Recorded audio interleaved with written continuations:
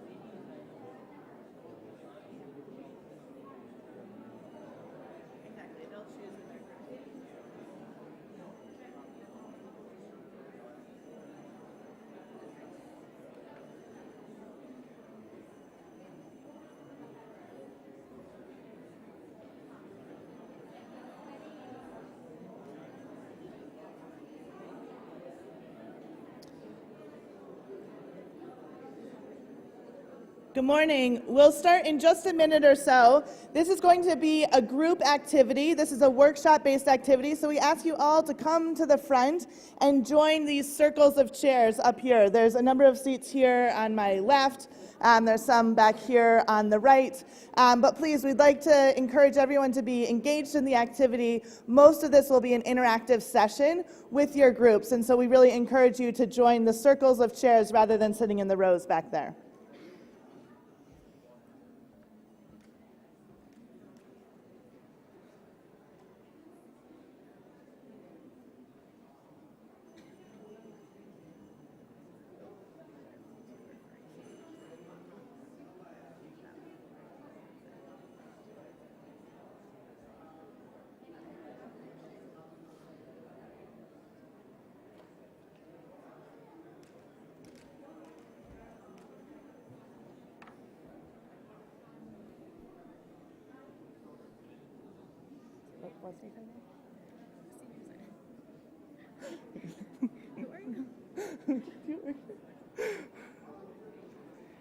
Good morning.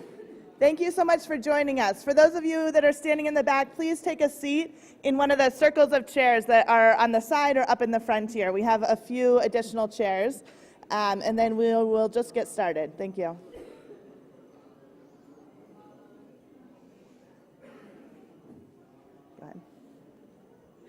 we sort of have to stand here because of these microphones. Huh? Good morning. I'm Jocelyn Wyatt, and I'm the CEO of IDEO.org. I'm joined this morning by my colleague, Robin Hayashi, who is a senior designer at IDEO.org. We are coming here to Delhi from New York and San Francisco, and really thrilled to be here this weekend for the conference. IDEO.org is a nonprofit organization, and our mission is to improve the lives of people in poor and vulnerable communities through design. We started about 6 years ago and have worked around the world in India, South Asia, in Sub-Saharan Africa, Latin America, the Middle East, and also the US. As an organization and in human-centered design, we believe a few things. The first is that people are at the center of everything that we do. In human-centered design, we always start with people, with girls, with boys, with their parents, with the stakeholders around them, their teachers or healthcare providers, because we really believe that we can't design solutions unless we understand what it is that people want and need. We believe that building is a form of thinking. Human-centered design is really an approach that takes into account prototyping and how we actually go from ideas to action, how we come up with solutions, and how we implement and scale those solutions. We believe that the only way to big impact is to work in deep partnerships. We've talked this morning already about partnerships between the social sector, the public sector, and the private sector, partnerships between ministries, between girls, between healthcare providers. And human-centered design is really an approach that works to facilitate those partnerships and bring those people together, to work together to come up with new solutions. And finally, we believe that working in diverse teams gets you to innovative solutions. At IDEO.org, we have people with backgrounds in product design and digital and interaction design, people with backgrounds in communications design, writers, anthropologists, business strategists. And all these people come together with the men and women that we're designing with to come up with innovative solutions. So a few notes on what human-centered design is before we go into an activity, which is how we'll be spending most of our time together this morning. Human-centered design is a creative approach to problem solving, one that starts with people and ends with solutions that are tailored to meet their needs. This process of human-centered design leads to great solutions and leads to innovation. We always start with what is desirable to people. What is it that people want and need? We then overlay that with what is viable from a business perspective or sustainable from a budgetary perspective or for a program to be able to deliver on this solution over time. And we overlay this with what is feasible from a technology or an infrastructure perspective. What is actually going to be able to be implemented by the partners that we're working with? And where we find innovation is really at the center of those three things, the center of desirability, viability, and feasibility. The human-centered design process has a few phases with some steps within it. We talk about the inspiration phase, where we're going out, we're doing research, we're getting input from people. We are really getting an understanding of their daily lives and what it is that is going to help change their behaviors or help make them take action. Then that leads into synthesis, where we're taking all of these findings and learnings and distilling them into certain insights and opportunities for design. We then go through a phase of ideation, where we're brainstorming, we're creating prototypes, and we're testing those prototypes. And then into a phase of implementation, which is where we do the iteration and refinement on those prototypes, bring them to pilot, and ultimately provide ongoing support through implementation. So inspiration is really about starting from a place of deep listening. We sit with people in their homes, in markets, at their places of work, in health clinics, and really get to the bottom of it, whether that's through observations or interviews or through different forms of design research. Sometimes we have people sketch alongside of us or do card sorts to really help us understand their priorities around a certain subject. The ideation phase is really about generating as many solutions as possible and testing those ideas. So here we do ideation through brainstorming. We work with community members, with girls and boys, with parents, with religious leaders and others to really come up with a wide range of solutions to a given challenge that we're tackling.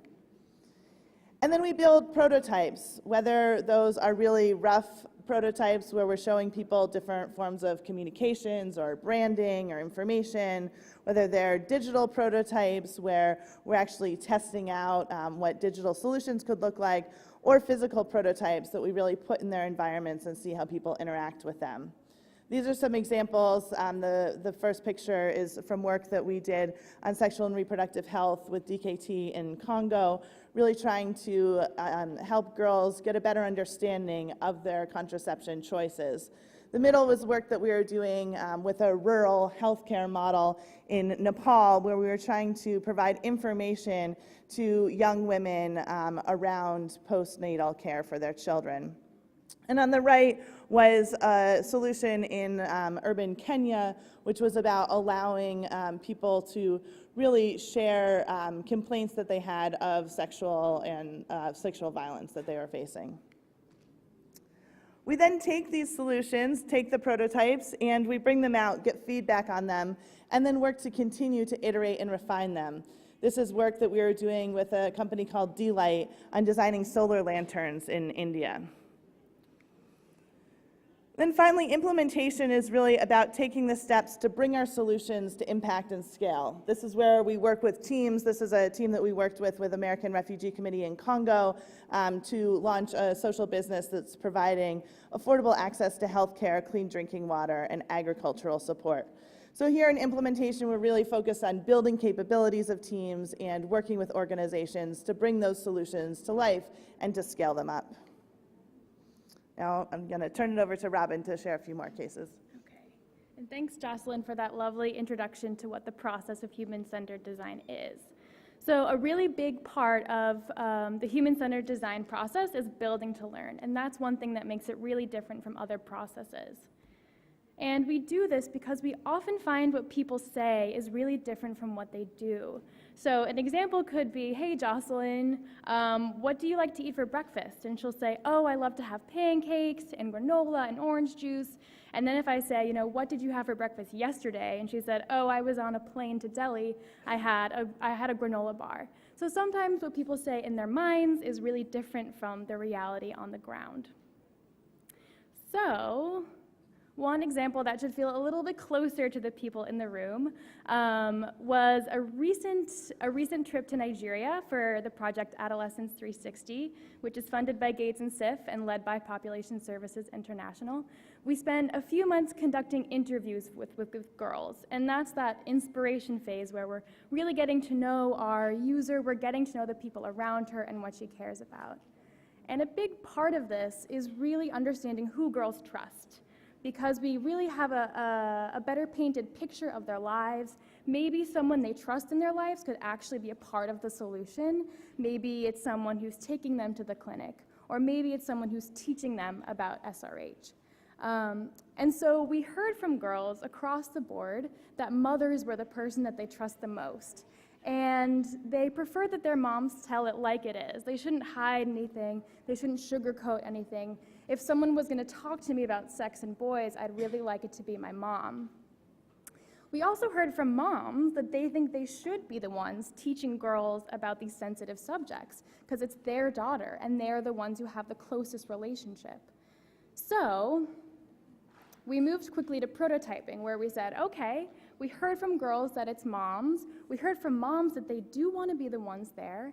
But let's go back to that say versus do. What happens when we actually create a prototype of a mother and daughter-based conversation? And so we put it to the test. We created these booklets that come with 4 different basic topics, whether it's hygiene or menses or relationships, and we brought in mothers and daughters. The first thing we did was separate moms and daughters and had 2 separate sessions.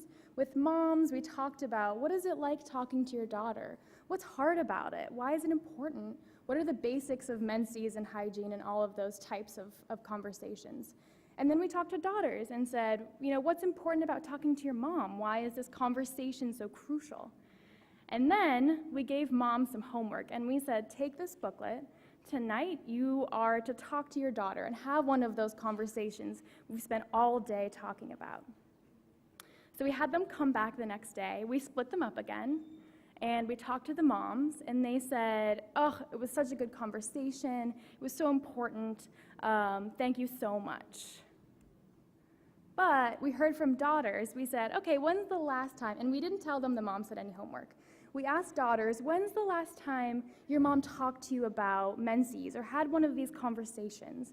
And they said, 3 weeks ago, 4 months ago. And so it was clear that they actually hadn't done the homework, even though they said they had. And this isn't necessarily a failure on their part at all. It was just showing us that prototype of facilitating that conversation between moms and daughters wasn't a super reliable strategy for us. So because we tested that so early, we knew, okay, that's not going to be the core of our solution. And another case study is a project that we did in Zambia a couple years ago with the Hewlett Foundation and Marie Stopes International.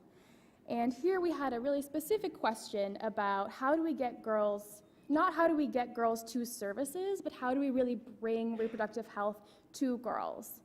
And the reason that we're all in this room is because we know that adolescents are different from adults, right? What's working in reproductive health for adults might not also work for adolescents.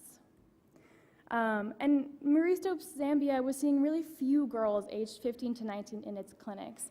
And those who were coming in were older or already married. So we came in to try to understand why girls just weren't connecting with the status quo. And this picture should be no surprise to anyone in the room, but this is what girls see when you first of all know about a clinic and then have the courage to come into a clinic. This is what you see immediately. And this is pretty confusing and scary, even if you had heard of different methods. So clearly girls weren't getting to contraception, and it was now up to us to try to figure out how to bring contraception to girls, which led to our big question of how might we build her confidence in accessing these SRH services. So as Jocelyn mentioned before, we went out and did a ton of that human-centered research. We talked to girls, and we learned that misinformation, myths, and stigma were of course just abound. Teachers, clergy, and as we've also mentioned in Gigi's story before, even health providers preach abstinence only. And girls think that getting contraception can make them infertile. Boys think contraception is a women's issue, and there's just not very good information out there. So we started to experiment with different types of conversations about contraception. And we started by designing this aspirational brand called the Divine Divas. And the divas are 4 aspirational characters who represent a different form of birth control. So for example, on the left, the pill for the perfectionist. The perfectionist is someone who's always on time and always is very organized. And that might resonate with someone who can effectively take the pill at the same time every day. So it's no longer about that blue box that's just about the technical information of contraception. It's really about who is she, and what do you imagine your life to be like, and where do you want to be? And so this was the beginning of a new conversation for MSZ to have a new, very teen-centered way of talking about reproductive health that was focused on her future and aspirations and who she is. So next, we started to think about, okay, so we know maybe what that conversation looks like, but coming back to that clinic picture, how can we make the actual space itself feel a little bit more casual for a really sensitive subject? And in the early days, the team was inspired by a nail salon, which is a really simple place to feel casual and a place that's familiar to a teen, unlike a health clinic. And we noticed in this quick prototype that was just set up in a couple hours that one really key thing is that when you're getting your nails done, there's actually no eye contact. The person painting your nails is looking down. And that made girls feel a lot more comfortable opening up about boys and sex and how to prevent pregnancy. So after spending a lot of time with Zambian teens and our partners at MSZ, we took everything that we learned about making contraceptive services really for teens, and we designed the Diva Centers. And the Diva Centers are vibrant teens-only spaces where girls can learn about contraception in a judgment-free environment. They do their nails while having a really natural conversation about boys and sex. They connect these contraceptive methods to aspirations in the future and learn about reproductive health from peers as well as medical professionals. And then once they have the information they need and have made the choices they need to make, the Diva Centers connect them to MSZ's contraceptive services. So now it's your turn. Usually our projects are not within, a 90-minute session, but I think an activity will help you guys get acquainted to what going through the human-centered design process really is like and really feels like. So I'm going to introduce the project, and then I'll have as many people as we can fit fill in the empty chairs because this is a group activity. And maybe bring some other chairs into a little circle. So you can add to 7 or 8 per table, which we can do in a minute. But first, you're going to go through the basic human-centered design steps. I'll tell you about all of them, and then we'll have about 10 minutes for each step, and we'll let you know when that's up. So you'll notice that there's some packets in your circles, and you're first just going to get inspired. So you'll choose the story about Iaah or Tarana, which is on the back of the paper. You'll read her story and listen to the needs that she has for your solution to address.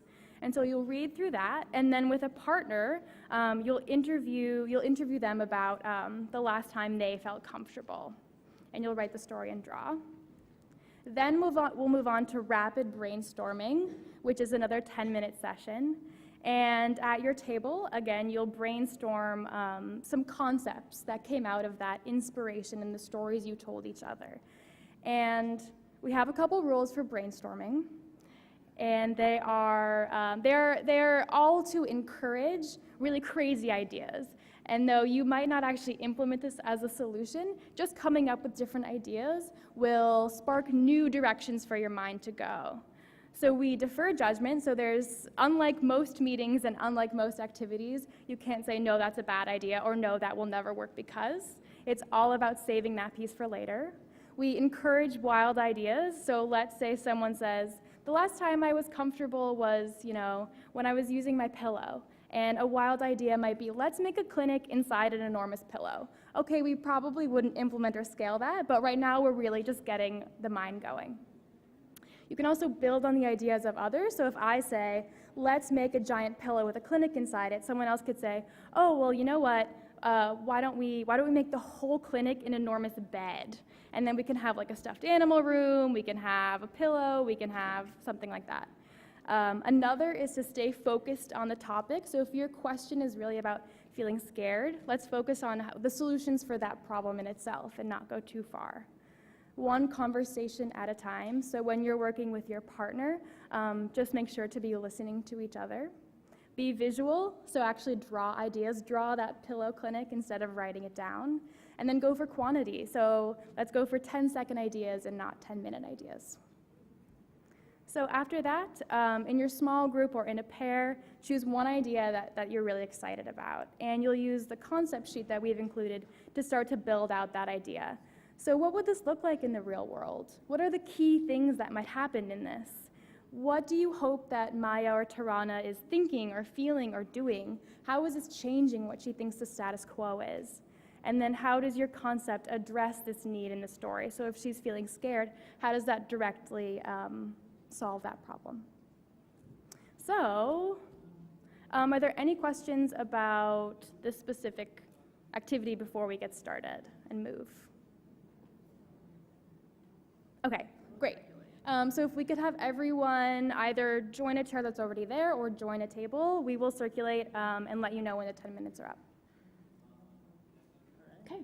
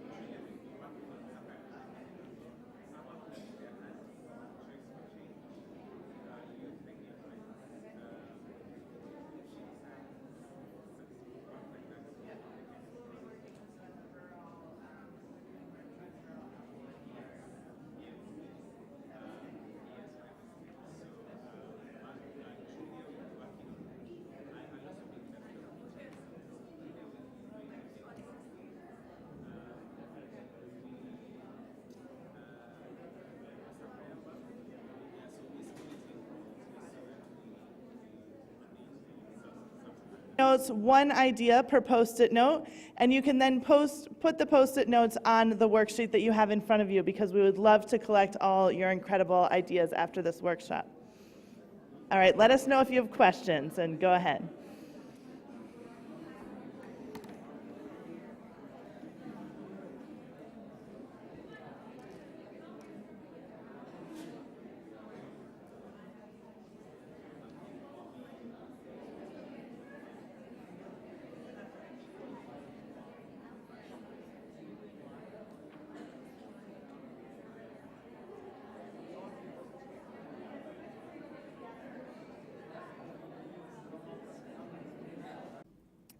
So we ask you to be visual again here, and you draw what this looks like. You can use stick figures or boxes and arrows, but really show us, what is that concept? What's the idea that you have about how you might tackle this challenge?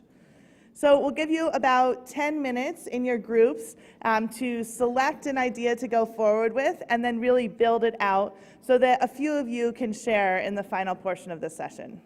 Thank you.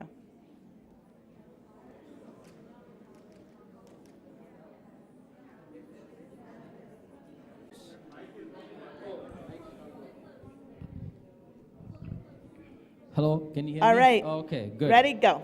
Okay, 1 minute. Well, we brainstormed about a whole bunch of ideas, but I think it was pointed out that there are two things that are really needed in this clinic. Maya, yes, we're talking about, I'm sorry, I should have indicated that. One is that the people have to be very friendly. It has to make a mental connection with Maya when they enter so that she feels comfortable. So obviously there's a bad stigma that it's not a friendly place. So we put some very smiley, friendly staff in the clinic, which is good. The other part was it has to be physically very comfortable, and we put, animals are very comfortable. You could have a pet, a cat, a dog, and a couch, and some nice posters. So basically there was a physical environment part of it, and there was a very friendly staff. All right, great, thank you. All right, next group, back here.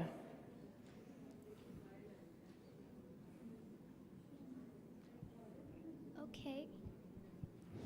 It's working? Yep. Yeah. As he mentioned, we also want to, create a very friendly, cordial environment. We have another thing. We can have volunteers of her age, like who are because she'll be more comfortable with the people of her age. She can interact better with them. And then the service providers can be of her age. And then there could be Wi-Fi connection, like toys and pets maybe.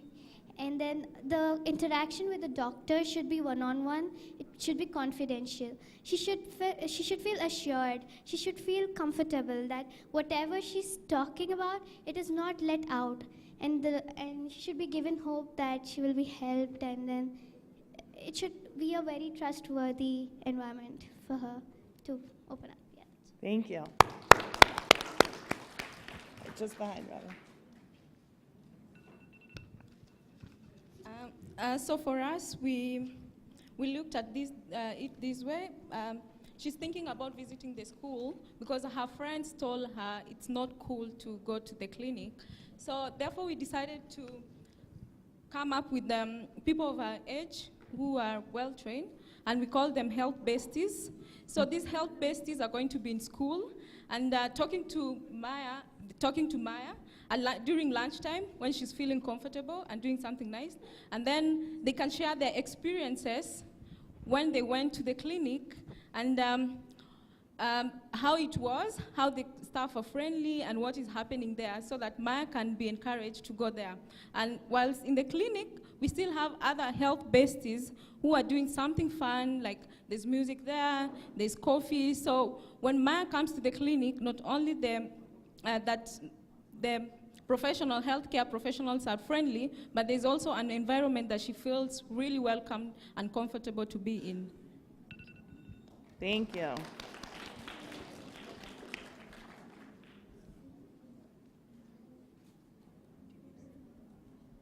Okay, so this is what our clinic will look like. We have a huge space within the clinic where lots of girls can come together in a group. There is books in the clinic, there is some little food, water, everything free of cost. There is music and some games if they're coming together. Making sure there isn't a very long queue, so just making sure they're being, there are enough people to sort of address to their needs. Yeah, and going in groups, yeah. Yeah, girls going in groups basically, and it can be located right next to a youth club so that it's easy for them to go in a group. Yeah. Thank you.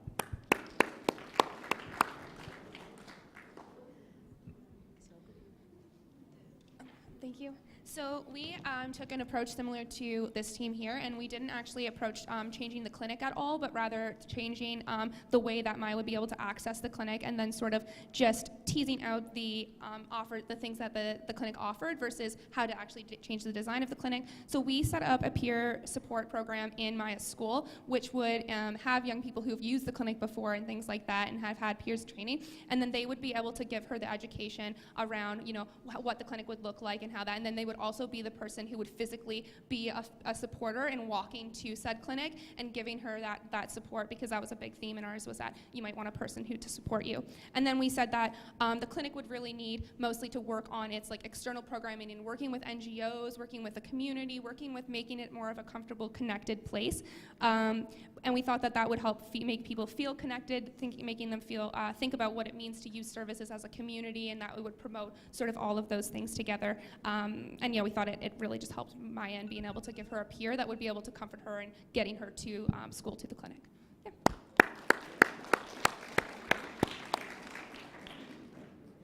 Yeah. This is about Maya. We were not told where exactly she is. So I have just, our group decided to look at, clinic was very much like what has been spoken of earlier. Maybe some running video with all the information that she's looking for.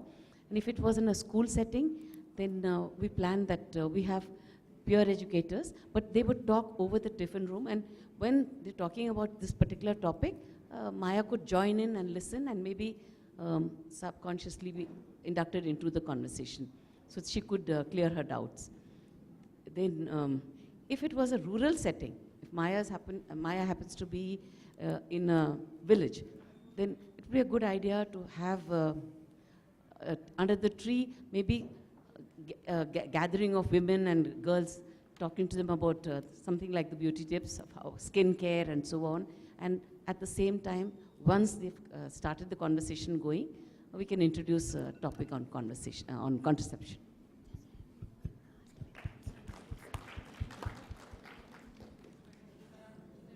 Okay, this is different. We did the Tarana story. And what we came up with is, for those of you who haven't read her story, she's confused by all the information she has available. She thinks it's all too complex and she needs to make it easy. So, and she's got cramps. So what we thought about was, in her school, in the nurse's room, there could be an emoji scale of pain, which basically tells you, according to how sad the emoji looks, whether what you should be doing. So if the emoji isn't very sad, then you just take some tea, or you have some particular types of pain solutions that don't involve any medical interventions. And then this gets progressively more medical, I suppose, with first a conversation with a counselor on maybe getting some OTC medication, then meeting with a nurse to get some more specific medication for what you might be feeling, and then whether you really need to go to a hospital and speak to a doctor about your pain. So that's what we thought about having. And yeah. And also we were thinking we could have this online and available to them. Yeah. Thank you.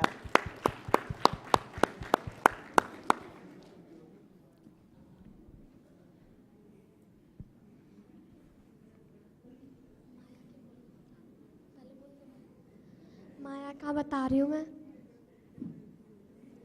अगर हम किसी clinic में जाते हैं, अगर हमारे जैसी उम्र के लोग हों तो हमें उनसे अच्छा लगेगा, हम अच्छा भी फील करेंगे, और हम उनसे से बात भी कर पाएंगे बहुत अच्छी तरह से। और अगर क्लिनिक में हर महीने कोई मूवी वगैरह दिखाई जाए, बच्चों को बुलाया जाए हमारी उम्र के ही, उनसे बात कराई जाए तो हमें बहुत अच्छा महसूस होगा और उनसे बच्चों की आगे भी सोच बढ़े। So about Maya, so the plan is the plan is to call the kids or the adolescents to clinic every month and show them some movie to make them familiarize with the clinical space, as well as having youngsters or another trained adolescents over there to make the space more adolescent friendly, so that these people could totally go and approach those other adolescents at the clinic itself. Now for Tarana, we have another person speaking. तराना की story है जो उसको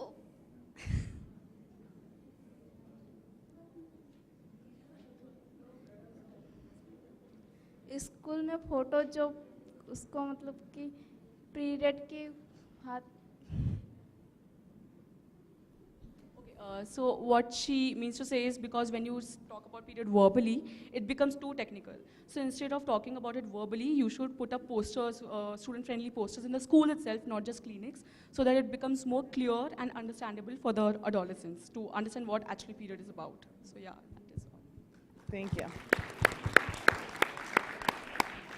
Okay. Our idea was having a library space instead of a clinic space. We originally thought of a coffee shop, but we wanted somewhere that would be acceptable to the family and sort of acceptable to the parents and stuff. So we thought a library space where they would have tea and coffee available, pillows, yoga mats, all that sort of comfort stuff.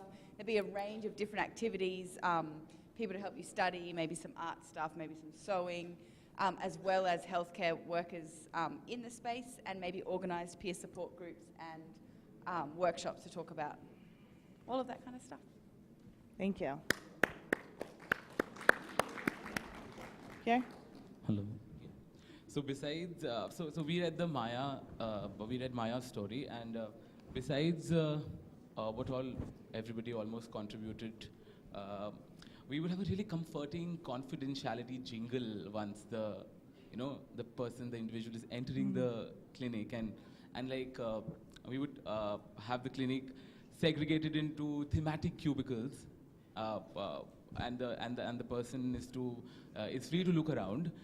There isn't any you aren't given any particular room or ticket to enter a particular room, but you go choose it according to your comfort. You look at it. You also take a look at how the clinician looks maybe, and how the ambience of that particular cubicle is. And then maybe after the session is over, you're also free to hang out in some other in an extension, a space which is an extension of that particular clinic, and just feel easy and talk about things. I think that was one thing that we. Great. That's a minute. Thank you so much.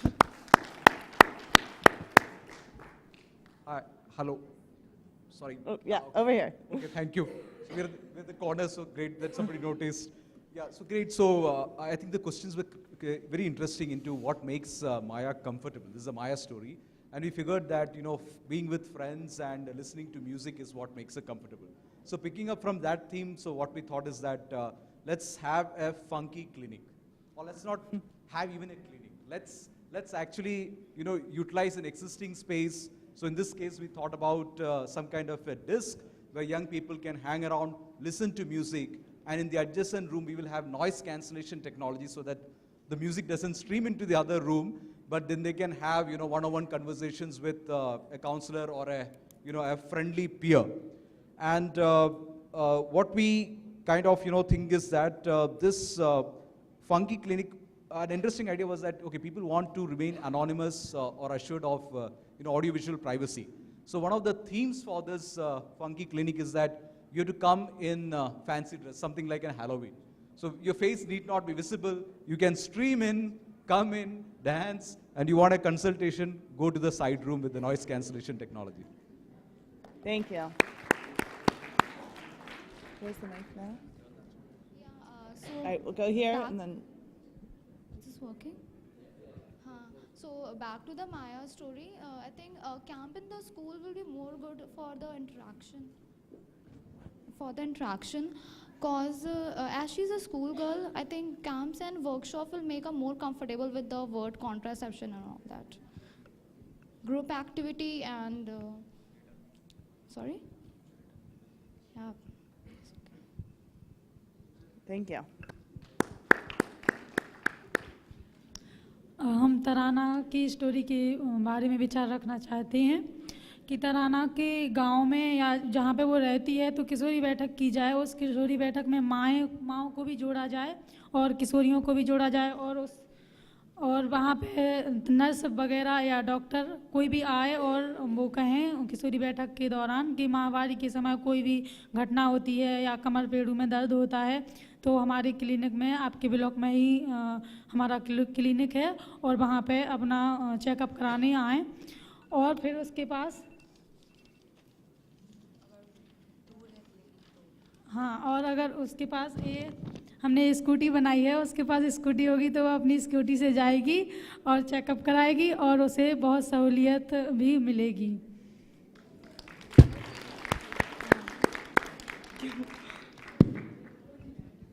Can you pass it? So we were Oh, yeah. talking about how in Tarana's case, they said that we need to create spaces where mothers and daughters, both of them, come together and we give information.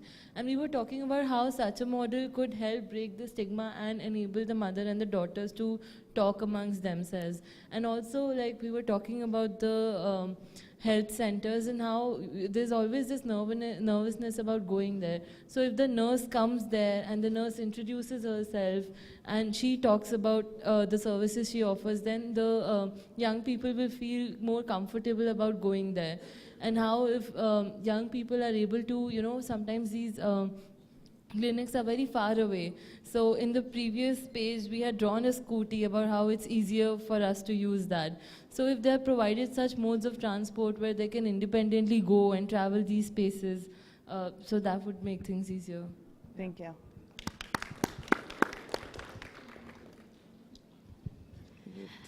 Hey, so a lot of the points that were covered here from Maya, but what our group discussed is that we want this clinic to be like her home because she is most comfortable there and she wants to be with her friends and talk about things that she has in common with her friends. So what we would do is we would create and we've drawn a very beautiful picture that I hope everybody will appreciate.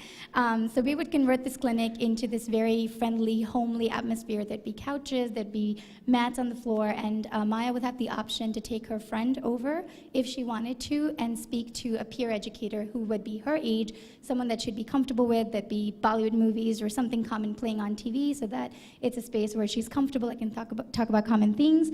And what we really want is this place not to be a center, but to be a safe space for Maya and all the girls her age, maybe boys potentially, to come in and really enjoy whenever they want to. Thank you. I think there's 2 more groups in the back. Oh, sorry, and this one. 3 more groups. And then we talked about Tarana. So if Tarana's having issues trying to learn about menstruation, we thought, what about making a YouTube video? It would be something that would talk to her in language that she understands. So for example, maybe she's more comfortable in Telugu than in Hindi or in Kiswahili than in English. Let's get it to her in the right language, and let's get it to her in a way that she feels comfortable watching. She can watch it on her smartphone, on her tablet, on her laptop, on her friend's laptop, in the privacy of her own home. And then that way you also don't have to worry about the intermediary. You know that she's getting the right language at the right time.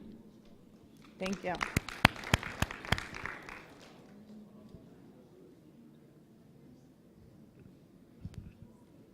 Hello everyone.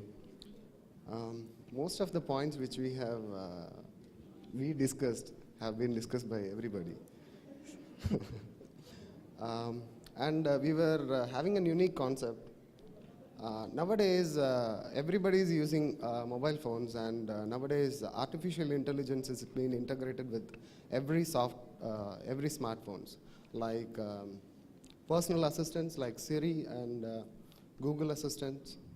So we can come to a concept that they can develop about questioning and answering by using artificial intelligence. So they don't want to go anywhere. They can do on their own. So, or we can also create a personal app. If they are coming to the clinic, it can be those apps can be used in the clinic for teaching them in a better way. Great, thank you. Thank you. All right, last but not least.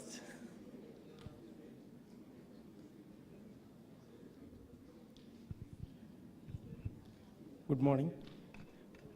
We got really big package, but all the package was covered by everyone, and we designed that if a clinic is provided with online appointment, which is safe for her, and after that we have to clear all the data, which is safe for her, and providing the information about diets and pros and cons of medicines, and follow up with the clinicians, which make her feel comfortable, and it's very safety for her.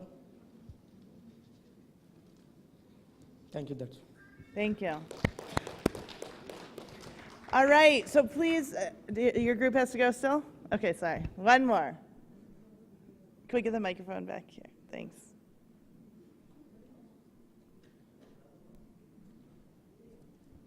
So the idea is not to present the clinic as a clinic like something else, like a skill center or a cooking classes or pottery classes or anything which adolescents like or they are into. Or other than that, we can do like to order contraceptives. We can order Maya can order it over phone and at a place. A clinic can deliver the contraceptives at a place where Maya wants or where she feels free. So, if she's afraid to go to the clinic, then clinic can come to Maya. Great, thank you. All right, thank you so much for the incredible ideas. We heard such a wide range of different solutions. We heard about solutions where people would get service in clinics. We heard about solutions in schools. We heard about solutions in libraries and music rooms, in skill centers and youth centers. We heard about using peers and mothers and nurses and teachers and technology in order to reach young men and women. So I think you did an incredible job really thinking of a wide range of different approaches to tackle these challenges and really kept the needs of the two young women whose stories we shared at the heart of those solutions, which is really what human-centered design is all about. So a couple of things before I turn it over to the closing. First is that Robin and I will be at the poster session, and we'll have a poster about the work of IDEO.org and human-centered design tomorrow between 1 and 2:30. So please come by there to hear more about this work and how it's been applied. We also have a lot more information online on the IDEO.org website, which you can visit, and another website that we've created called designkit.org. So Design Kit is a resource where we've created a field guide to human-centered design. We have a platform which includes all the methods and videos around the methods and mindsets related to human-centered design. And we offer 3 free online courses, one which is an introduction to human-centered design, a course on prototyping, and a facilitator's guide for human-centered design if you're interested in running workshops like these with your teams in the future. So thank you so much for organizing this. Thank you for being here. Thank you to SIF and YP Foundation and IPE for making this session happen. We're really thrilled to be here and really enjoyed hearing all of your incredible ideas today. Thank you. And before we close and move on to lunch, we are going to hear a brief closing from Mr. Naveen Jain. I'm really thrilled to introduce Mr. Jain, who is the Secretary of Health and the Mission Director of National Health Mission for the Government of Rajasthan, and has been a large supporter of Project Udaan, where we're working together to really tackle some of these challenges related to adolescent sexual and reproductive health. So Mr. Jain, thank you, and thank you all for coming. Thank you very much. I will not take much time.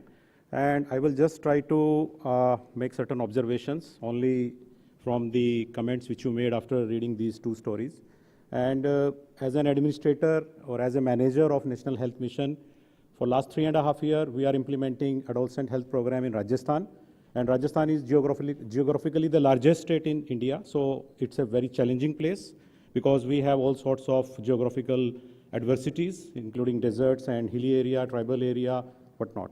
So when we were discussing about these two stories, I found some of the solutions.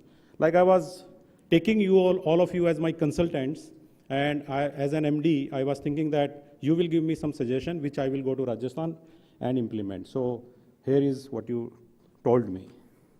So many groups, when I analyze the entire comments which were made, actually you were talking about two things. Number one, you were asking me to improve the physical environment of the clinic. Mainly everybody talked about this. So what I could finally conclude that the so-called adolescent-friendly health clinic should be a home, a disc, a hotel, a club, a movie hall, an internet cafe, a skill center, and a cookery class. So I will try to include it all in my clinic. So it was only a joke. So the idea is it should be interesting, I think. You wanted to tell me that whatever youths like, you have to be like that. And this point I'm making for last 2 years to Government of India also, that there has to be some flexibility to the states. So I'm also a complainant here actually. So although I'm representing one of the state government, but we also have some problem. So youths will not come to where you want to take them. You have to go to them. This is the philosophy we have to adhere to. We are running 307 clinics in Rajasthan in 10 districts. But we very well know what is the final outcome. Some of them are really working very nicely. But many things has to be done. And I will like to add only one more thing, that is, if we can use sports, career-related things, and cultural activities. I think these three things actually attract youths. If you can use these three things as the bet, they will come to you. So I think there is nothing great you need to do because many other departments are doing something like this. You have to just synergize with them. You have to converge your energies with them, and finally we can do it. One of my counselor told me, we had a review meeting, he told me that, sir, when I went to a village and I started my job 6 months back, I simply followed one principle. I did not go to any school or I did not talk to any youth saying that I am to discuss health. Actually, health is very boring for youths. If you will say, one government servant or one government employee is going to come and give you a lecture on health, that day attendance will be 0 or they will run away. So you have to actually see what they like. So he said, sir, I formed a cricket team, first of all.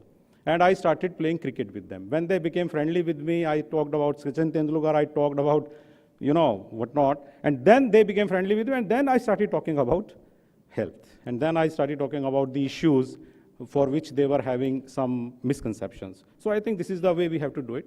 And one or two things which I can share about Rajasthan. Rajasthan has a city called Kota. And I think all people from India know that Kota is famous or infamous for coaching centers.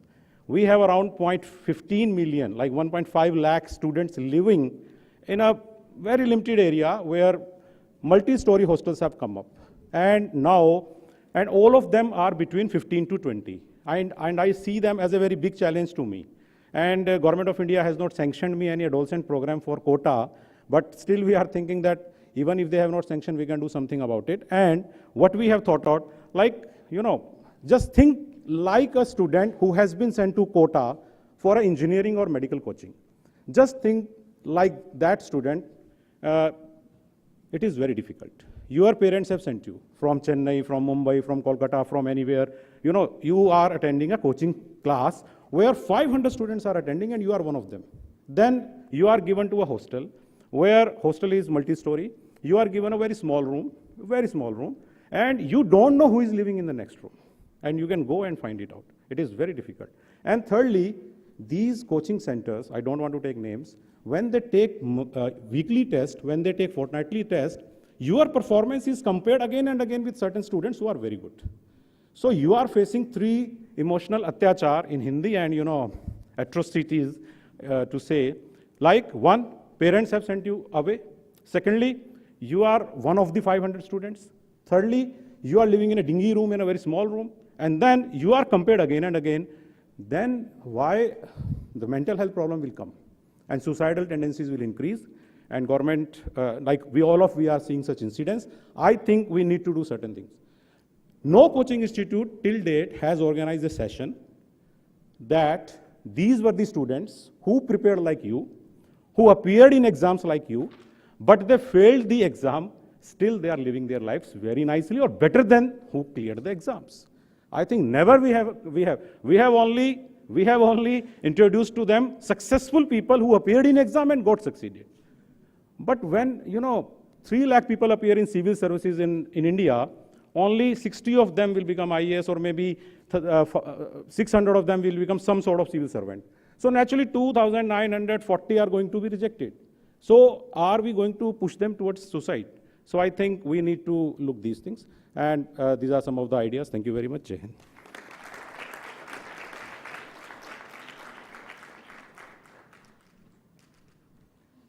Thank you so much. And this is the end of our session, and we can all join the poster sessions and lunch now. Thank you again for participating.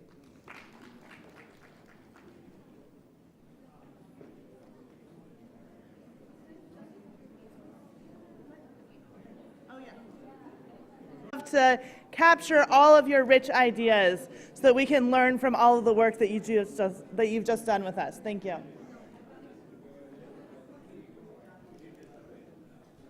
And just one more announcement. In the evening today at 6 o'clock, there is a session which again goes back to this approach and brings you examples of projects that have followed this approach, who will be presenting how their work has been different using a user-centered design approach to programming on adolescent health. So please look out for that session between 6 and 7:30 today evening. And there is a youth hub room downstairs, co-meeting room 5, if you want any more information about the youth track of activities in the Congress, or want to get the youth booklet, which has all the information, you can pick it up at co-meeting room 5 downstairs on the lower ground floor. Thank you.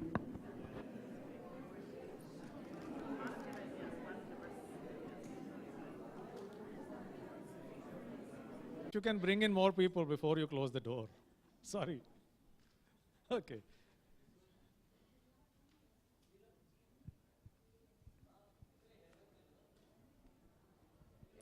Please come in, please come in.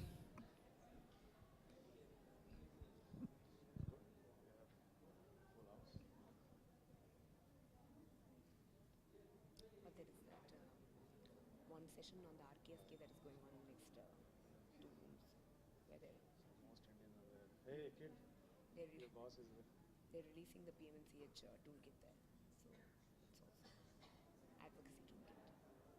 That's the one? The PMNCH advocacy toolkit. The first and the second one. Who's the new? Close.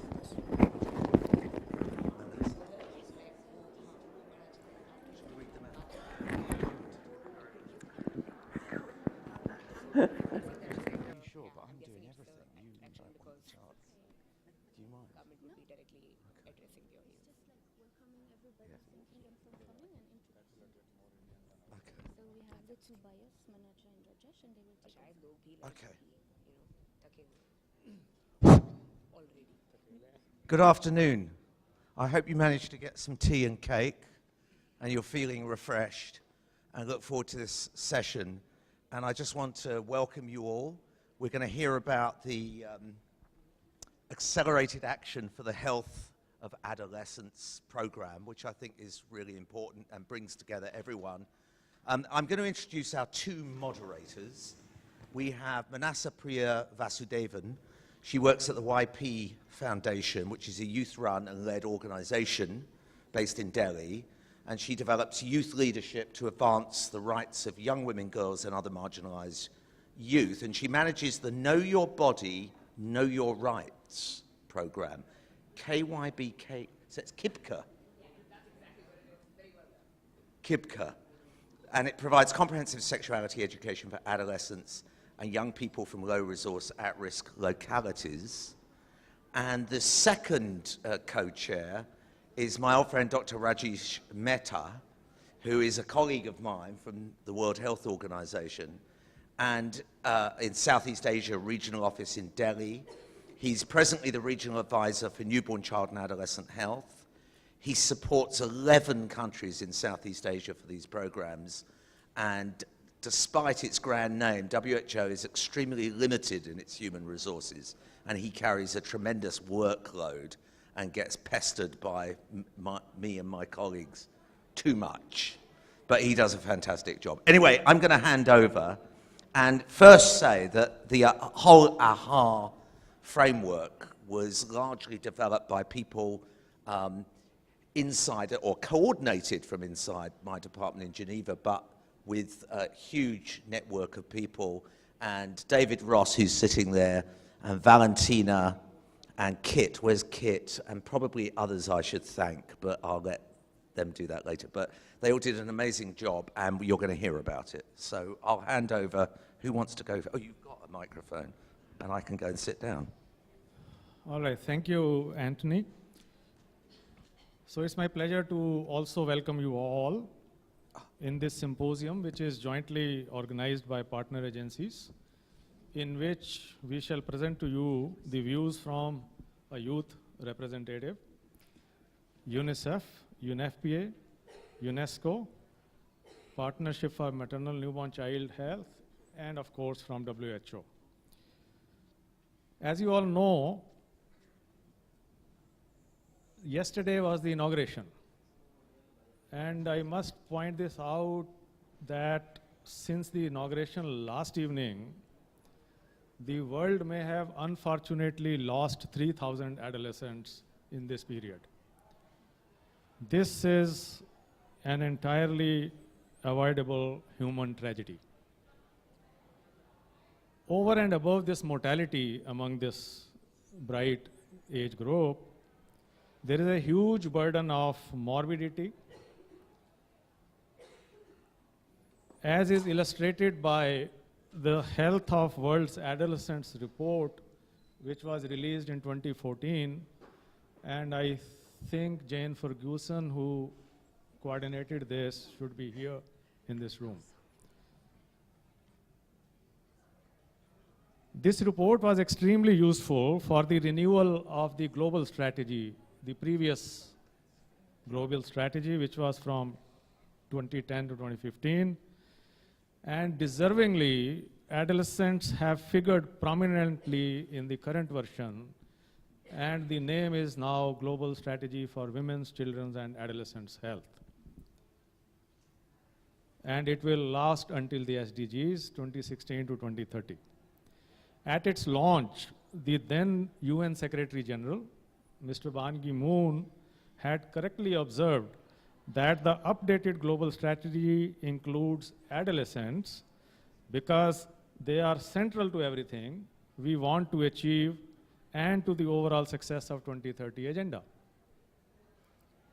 As you might know, the Global Accelerated Action for Health of Adolescents, or AHA, guidance has been prepared in response to the member states, that's our countries. They requested us to do this in the World Health Assembly in 2015. The global AHA actually translates into action the specific goals related to adolescent health in the global strategy.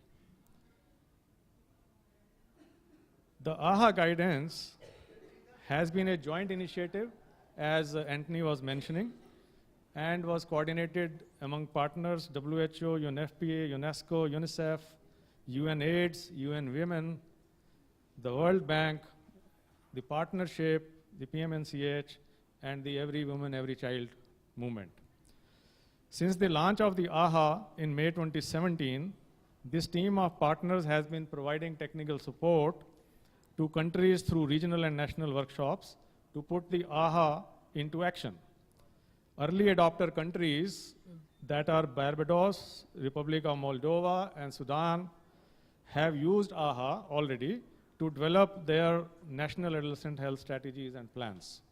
In the Southeast Asia region where I work, we are using the guidance to update our regional strategy for adolescents' health, and that would assist countries to adopt the global guidance, Iaah, to strengthen their existing national and health plans.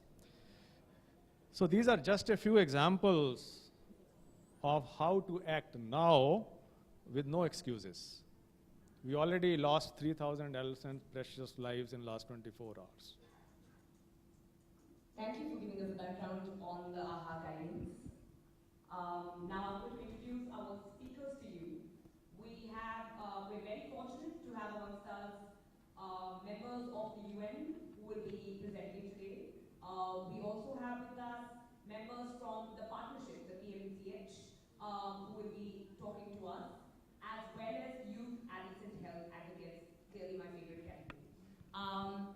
So without further ado, I must let you know that we have decided to divide the symposium today into two parts. In the first part, you will have speakers presenting various aspects of sexual and reproductive health to the audience. And in the second part, we will have speakers focusing a little on methodologies and approaches towards strengthening adolescent health with as well as for youth. In the last part of the symposium, we will throw the floor open to audience questions, and each of you can ask any of the speakers on stage questions that you would have noted down. You would have had an opportunity to note down during the symposium. Yes? Great, so let's get started. Thank you, Manasa. But we also have request for speakers to keep to the time allotted. 5 minutes each is quite like a TED talk. Actually, it's designed like that. And you will find the moderators ruthless. I'm sorry. I'm just seeking your sweet cooperation, okay? So my pleasure to invite the first speaker, Annika, from UNFPA. And Annika Knudsen is the Chief of Sexual Reproductive Health Branch at the United Nations Population Fund. Prior to joining UNFPA, she was head of Swedish International Development Cooperation Agency, popularly known as SIDA, with Ethiopia, and deputy head of mission in Addis Ababa, and worked for 15 years as a midwife. So Annika, could you highlight the linkage between the sexual reproductive health and mental health, and how the Iaah aims to improve adolescent health in the light of these two important aspects?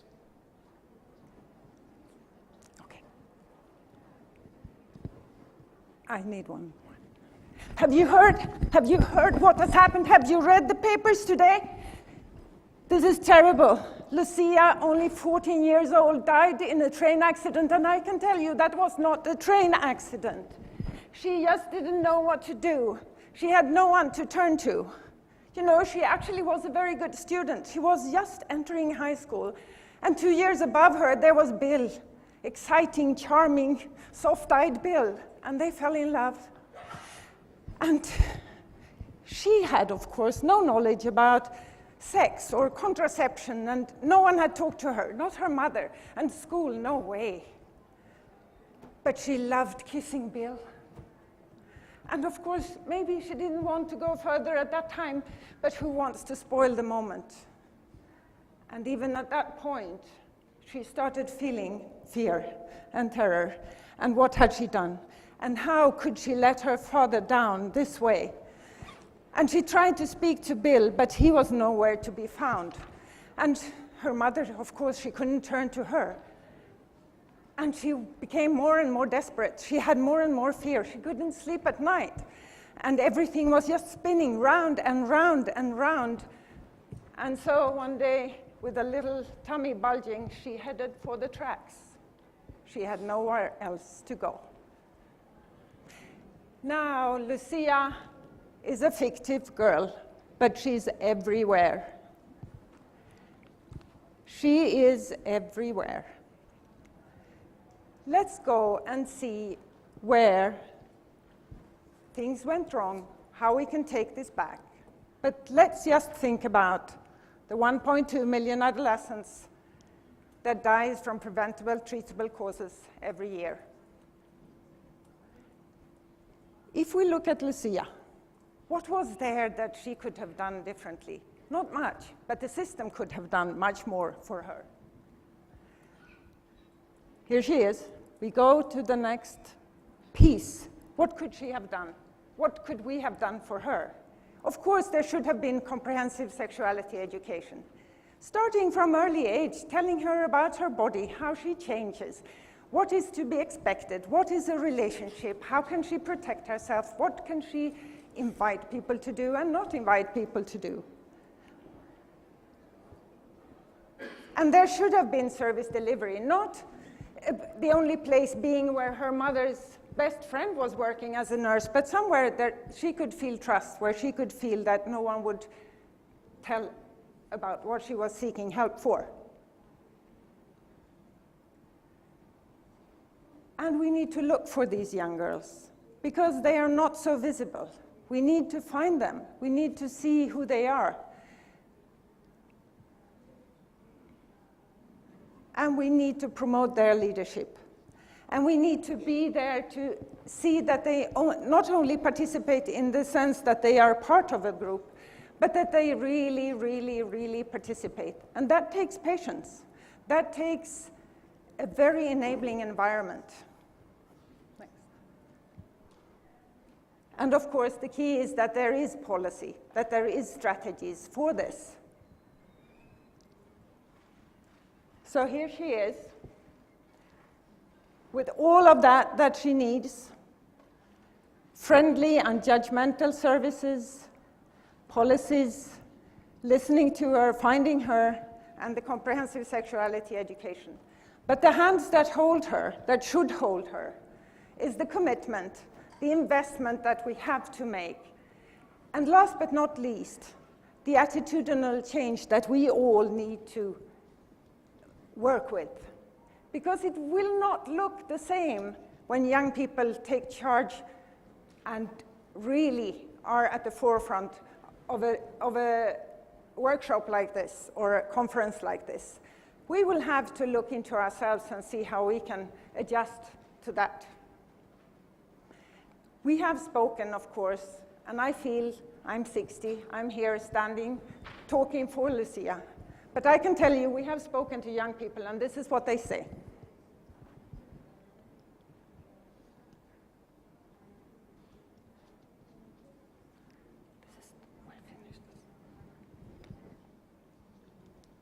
Let's see if it works.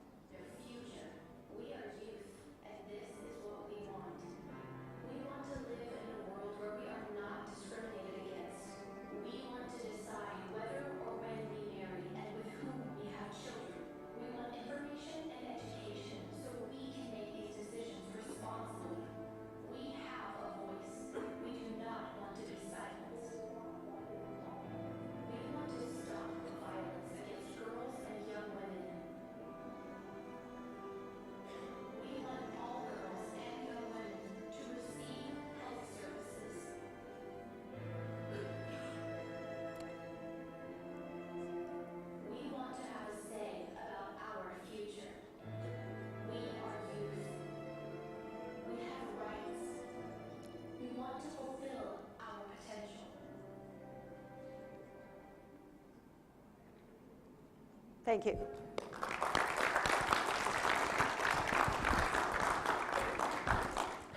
Thank you so much, Annika, for illustrating beautifully how mental health can have everything to do with sexual and reproductive health. Now moving on to a very interesting speaker who will be telling us how sexual and reproductive health can also have everything to do with mental health. For this, I would like to introduce to you Agni Amin. Dr. Agni Amin is a technical officer on violence against women at the World Health Organization's Department of Reproductive Health and Research. Agni has 20 years of experience working on gender equality, violence against women and girls in the context of sexual and reproductive health and HIV. Could you tell us a bit more about the new guidelines that the WHO has published last week on child and adolescent sexual abuse and how you envision it will improve the health of adolescents? Thank you. So I'm going to start with one word, Harvey Weinstein. It has unleashed millions of women coming forward with their Me Too hashtag stories in Twitter, in Facebook. Last week, WHO published its first clinical guidelines for responding to children and adolescents who've been sexually abused. We know that in some countries, more than a quarter of adolescent girls have been sexually abused. We also know that this abuse has devastating consequences for their physical and mental health, and most of these consequences often last into their adulthood. We also know that most children and adolescents never make it to any formal response or get any help, and those who do get re-traumatized by systems, by health service providers, by legal, by police, and by social services, often because these service providers are not trained or their own attitudes blame and judge them. In 2013, WHO published guidelines for adult women to respond to sexual violence and intimate partner violence. And when we started implementing these guidelines, what we found is that most of the survivors who made it to health facilities were under 18, and that we kept getting requests that they had very specific needs that were distinct from that of women. So in response to this, we developed these guidelines.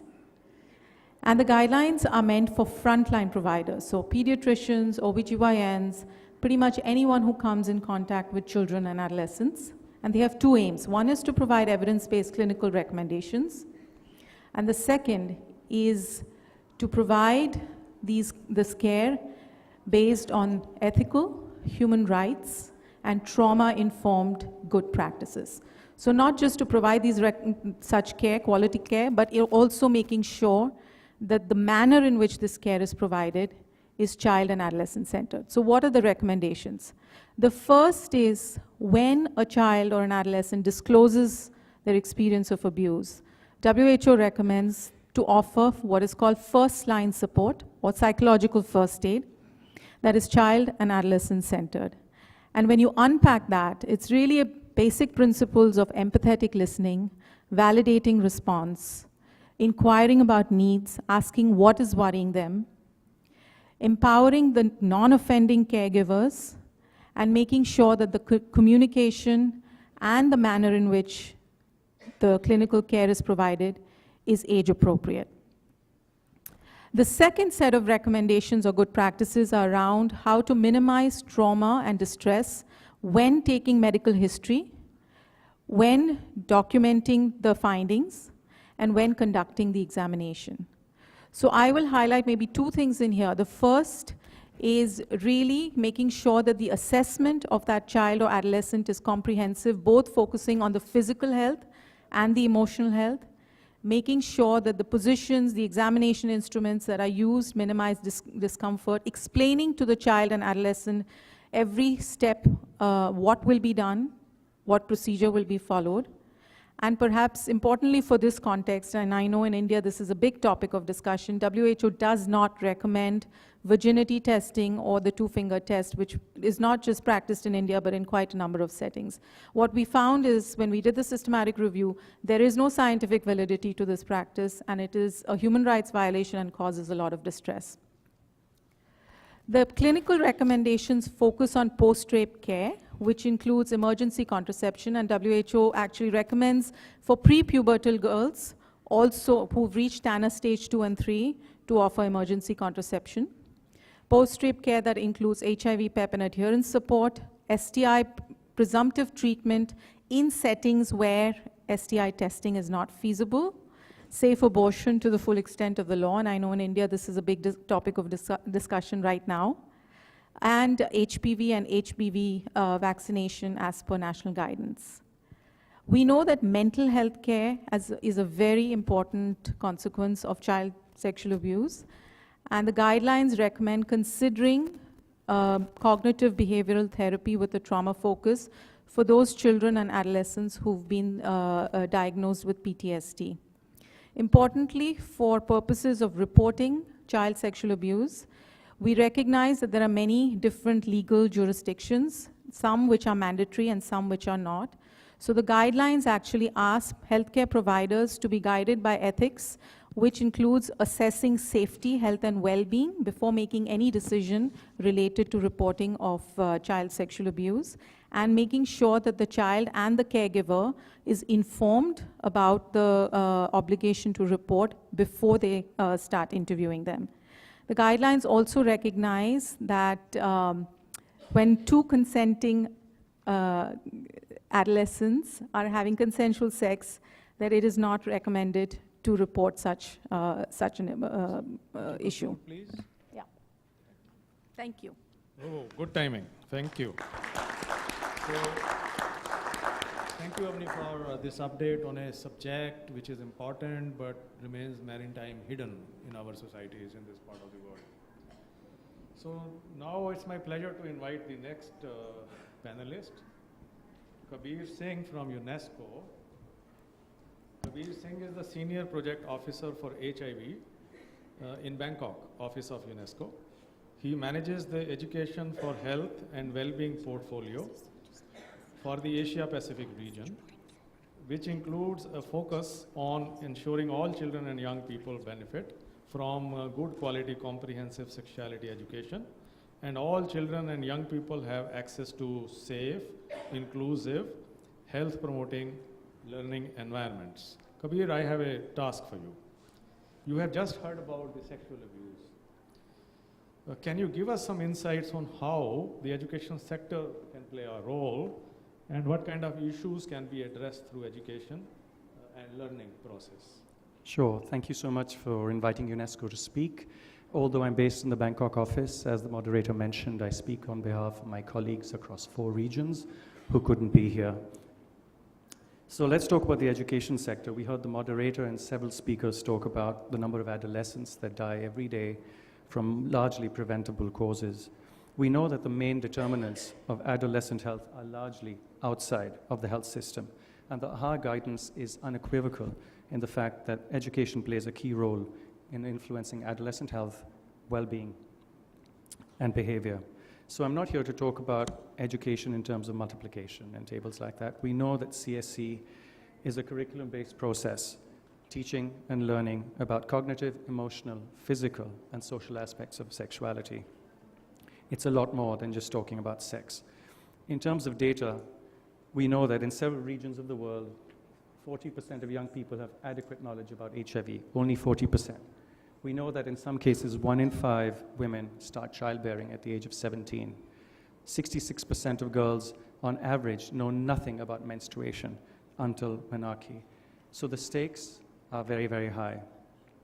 In terms of evidence reviews that were conducted in 2008 and most recently in 2016, which I will talk about at a satellite session at 6 p.m. this evening. Sorry, I had to do that. The evidence is very clear that CSC helps delay the initiation and frequency of sexual activity, helps reduce the number of sexual partners, increases the use of condoms, and reduces sexual risk-taking. But that's not all. It actually helps address self-confidence in young people, self-expression, citizenship, sexuality, aspirations, and much more. Most importantly, to help them think critically and make informed decisions. I just wanted to give everyone a flavor of what UNESCO is doing in other parts of the world on this particular issue. In Western and Central Africa, we work with the education sectors to ensure that young people have the opportunity to develop the knowledge, skills, and attitudes to lead healthy lives. We are actually revising curriculums with support of the education sector, but we've also developed a smartphone app for young people so that they can access information. In Eastern Europe and Central Asia, technology continues to play a really important role and helps us engage with young people to access this information. This is in Armenia, Moldova, Ukraine, Kyrgyzstan, and Belarus. We've made edutainment videos which address HIV, HIV and sexual health, reproductive health, gender-based violence, and relationship issues. And we've had millions of young people accessing this YouTube channel.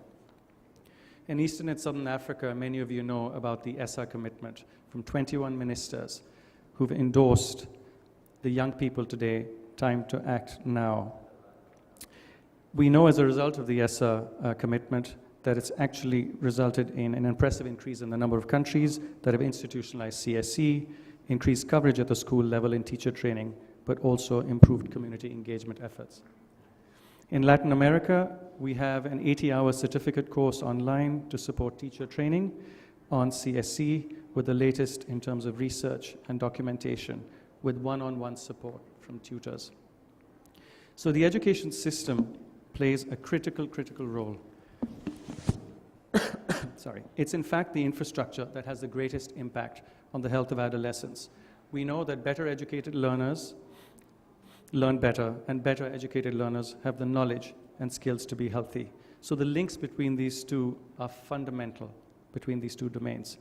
However, it's important for me to mention, since the person before me, the speaker, mentioned violence, that the same factors that are protective in the education sector are also linked to substance use and violence, including bullying, harassment, and discrimination.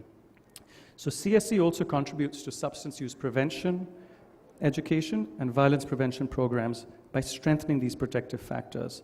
Because it's age appropriate and focuses on social and emotional learning and skills, it's effective in helping them take informed decisions. The new thinking about sexuality education recognizes that gender and power are critical. We know from a Population Council report that it's 5 times more effective if gender and power are addressed adequately. I want to mention, since the Southeast Asia region was not included in the work we do, that there is a curriculum called Connect with Respect for 11 to 14-year-olds that has been developed by UNESCO in partnership with the UNGAI, with the United Nations Girls Education Initiative. And we use the Connect with Respect curriculum tool to actually support CSE work in the region and to integrate it to address some of the issues that you mentioned. Thank you. Thank you very much, Sunil. With that, our first segment of today's symposium, first segment of today's symposium has come to an end, and we will quickly move on to the second segment. But because I have the mic and I may take advantage of that, I would also like to say we had a fantastic set of speakers. We managed to cover so much to the extent that we're able to see that various aspects of SRHR are interconnected with so much else in our lives. So our first 3 speakers have really made a strong case for the need and importance of comprehensive sexuality education. And one of our speakers also managed to highlight the complex nature of consent, especially when amongst adolescents, which is fantastic as well. So quickly moving on to the second segment, for which I will introduce you Valentina Baltag, our first speaker. Dr. Valentina Baltag is responsible for adolescent health policies, planning and programs in the Department of Maternal, Newborn, Child and Adolescent Health in the headquarters of the World Health Organization. Dr. Baltag's work focuses on supporting member states to develop and implement comprehensive policies that address adolescent health from a life course perspective and include a focus on main areas of concern such as sexual and reproductive health, mental health, nutrition, violence, etc. Dr. Valentina Baltag, we really look forward to you telling us a little more about the WHO developed One Health tool. Thank you very much. Yes, I will be presenting a tool which allows you to cost what you intend to do. And I want to start with this quotation by Lord Kelvin. When you can measure what you are speaking about and express it in numbers, then you know something about it. If you cannot measure it and cannot express it in numbers, then your knowledge is of a meager and unsatisfactory kind. Certainly, your adolescent health plan or program will be of unsatisfactory kind to the Ministry of Finance, to whom you are supposed to pitch about how important adolescent health is. And remember yesterday in the inaugural session and also this morning in the opening session, we have heard some striking and very, encouraging numbers. The speakers quoted the publication from Lancet that told us that by investing in adolescent sexual, mental, and physical health, we will have a 10-fold return on investment. Now, what wasn't emphasized, mentioned in rather than passing by manner, that in order to achieve this level of investment, you have to invest $5 per capita. You will not have 10-fold return on investment if you invest $1 per capita. You will not have a 10-fold return on investment if you invest $3 per capita. You need $5 per capita. Now, how are we going to generate this level of investment? Well, to start with, by costing what we want to do, but costing our beautifully designed and evidence-based packages of interventions summarized here in the AHA guidance, Accelerated Action for the Health of Adolescents. Copies for you, those of you who want the document, also the summary document you can find on the table, and you can download it from the website. It will soon be available in French and in Spanish. Now, this is why one of the AHA key messages is that a case for investment in adolescent health will be much stronger if it is fully costed. And the guidance encourages the government not only to have adolescent health plans, strategies, and programs, but to assign very clear costs to them. So the One Health tool is a tool, not only a WHO, led by WHO, but also in collaboration with other partners, which allows you to cost you adolescent health or any other health plan. The strength of the tool, that it brings together the program cost and the system costs. And boy, don't we know that in the field of adolescent health, we need those two coming together, projects with systems, programs with systems. And this tool allows you to do so. Now, the news is that now the tool comes with an adolescent health module. This was developed by WHO, and we are looking forward to working with partners in supporting countries to use this adolescent health module. Now, the total cost of your adolescent health plan would be intervention costs and program costs. And the tool was already applied in some countries, and I will be using examples of experiences of the use of the tool from those countries as we go along. So interventions, the One Health tool before the adolescent health module had a long list of evidence-based interventions recommended in WHO guidelines, and many of those are not adolescent-specific, but are very relevant and topical to improve adolescent health, such as, for example, assessment of the nutrition or antenatal care. But what you couldn't do in the previous version, you couldn't know exactly how much it costs to deliver those interventions to your target adolescent population. Now, this function you can use by stratifying by adolescent health data, and those interventions will, for those interventions, the cost will pull out, and you would know exactly how much you invest to reach your target number of adolescents. And Nepal had used previously the One Health tool to cost their NCD program, and they said that the module was not new for Nepal. There were many interventions matched with our strategy. So for those of you who already used to cost other programs, it will be easier to have it for the adolescent health plan. But also the new module comes with new interventions which weren't previously before in the One Health tool. An example is, for example, integrated management of common conditions in primary care. This famous HEADS assessment that we recommend. Now you can cost how much it will take to train your providers and to deliver this integrated assessment in primary care. The field test also come up with some suggestions that some interventions were not there, but were suggested to be added. For example, the delivering of a menstrual kit for school girls. Now, what do you do if your intervention is not there?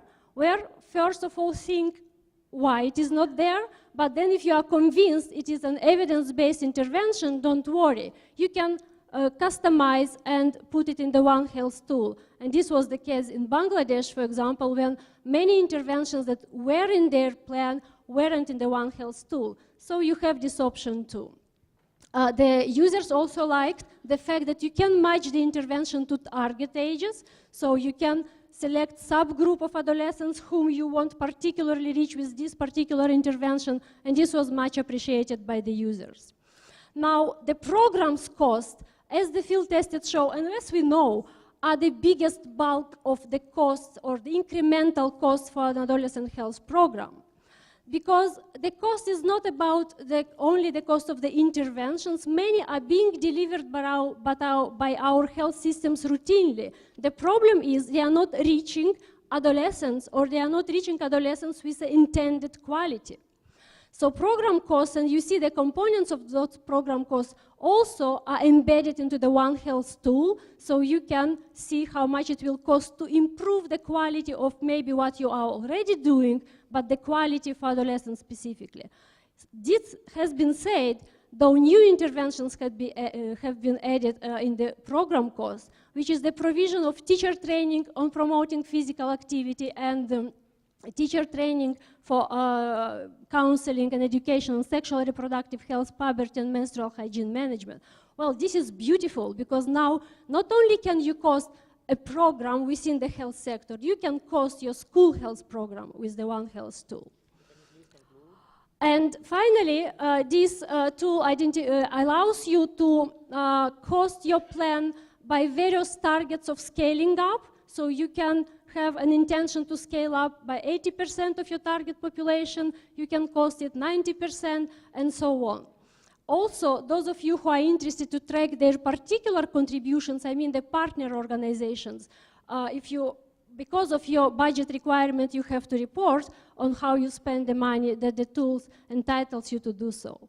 And I want to conclude by rephrasing this saying of Joe Biden. Joe Biden was the 47th vice president serving in the Obama administration, and he is the man who took major financing decisions on the wake of the 2008 crisis. So he knows about matching values of financing.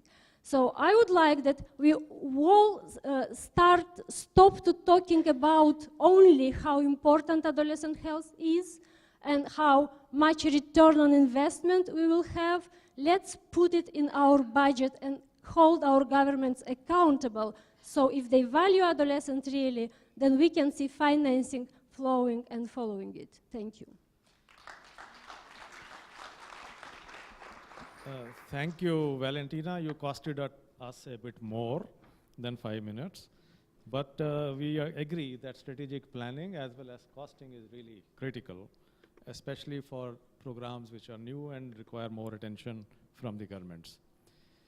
So it's my pleasure now to present to you Christina from UNICEF. Ms. Christina Di Carvalho Erickson recently joined the UNICEF headquarters as an adolescent health specialist. She has been working with SRHR, HIV, and research capacity building in developing countries for the Swedish International Development Cooperation Agency for the last 15 years. Christina, can you tell us more about cross-sectoral approaches and multi-sectoral partnerships and their impact on successful programs? Thank you very much. I'm glad to be here representing UNICEF, so good afternoon to you all. As mentioned, I recently joined UNICEF after working in Southern Africa for many years.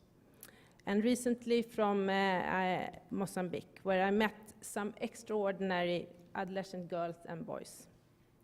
What I took with me from there is that adolescent girls and boys is a great force with a strong voice that, if given the opportunity, can share their experience, articulate their needs, and contribute ideas and solutions for change and improvement of their lives. I especially remember one young woman in her early 20s that told her story at the National Girls' Conference in the northern province of Nampula last year. She told us about her early marriage, her teenage pregnancy, and being forced to quit school. But also her decision to leave her husband and get back to school after participating in empowerment and training sessions in her community. And that she now could support her 2 children through her small business. So given the possibility and support and an enabling environment to act in, adolescents are great change agents. But how does UNICEF work with and for adolescents? We are primarily been working with small children, as you all know, but our new strategic plan and our gender action plan articulate the life cycle approach when implementing programs in line with the Convention of the Right of the Child. We engage with and for adolescents within the different levels and spheres illustrated in the socio-ecological model as defined in the Iaah. Acknowledging that an adolescent girl or boy is at the center of their own development. We need to sustain the great investments made during the first 5 years of a child's life, so they are not lost during the second decade. And to make sure that the right investments, that can be, of course, calculated with the new tools, will have an impact on inequities in health and well-being in line with a human rights-based approach. So countries need to know what the specific social and economic determinants and underlying causes are that influence health outcomes of different groups of adolescents, including girls and boys, LGBTI persons, indigenous populations, rural, urban, resource or under-resourced, depending on situation and context. This analysis needs to include a proper gender analysis. I will exemplify with 2 examples how UNICEF work in 2 different contexts. So I will start with Mozambique, where an empowerment of adolescent girls and communities to realize the sexual and reproductive health and rights of adolescents in partnership with the Mozambican government, the youth program Geração Bis, UNFPA, UN Women, and UNESCO.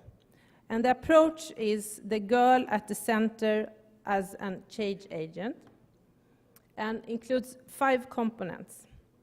The program includes peer mentoring in safe spaces to empower girls and support them to go back to school. To provision of gender-responsive adolescent health services in health and school settings, community engagement with parents, community, and religious leaders, and engagement of boys and men for an enabling environment for change. Youth participation and engagement through media, both production and participation, in radio and TV shows where adolescents and girls discuss girls and boys, discuss sexual and reproductive health and rights, gender norms to contribute to a creation of behavioral change and a movement. Mobile solutions are also used to provide information and refer services, but also monitor use and satisfaction. The 5th component, maybe the most challenging, is the multi-sectorial coordination at central and local levels between government sectors of health, education, youth and sports, and gender. Okay. I still want to mention the mental health programming in Tajikistan and Kazakhstan, where the government there took action due to very high suicide levels.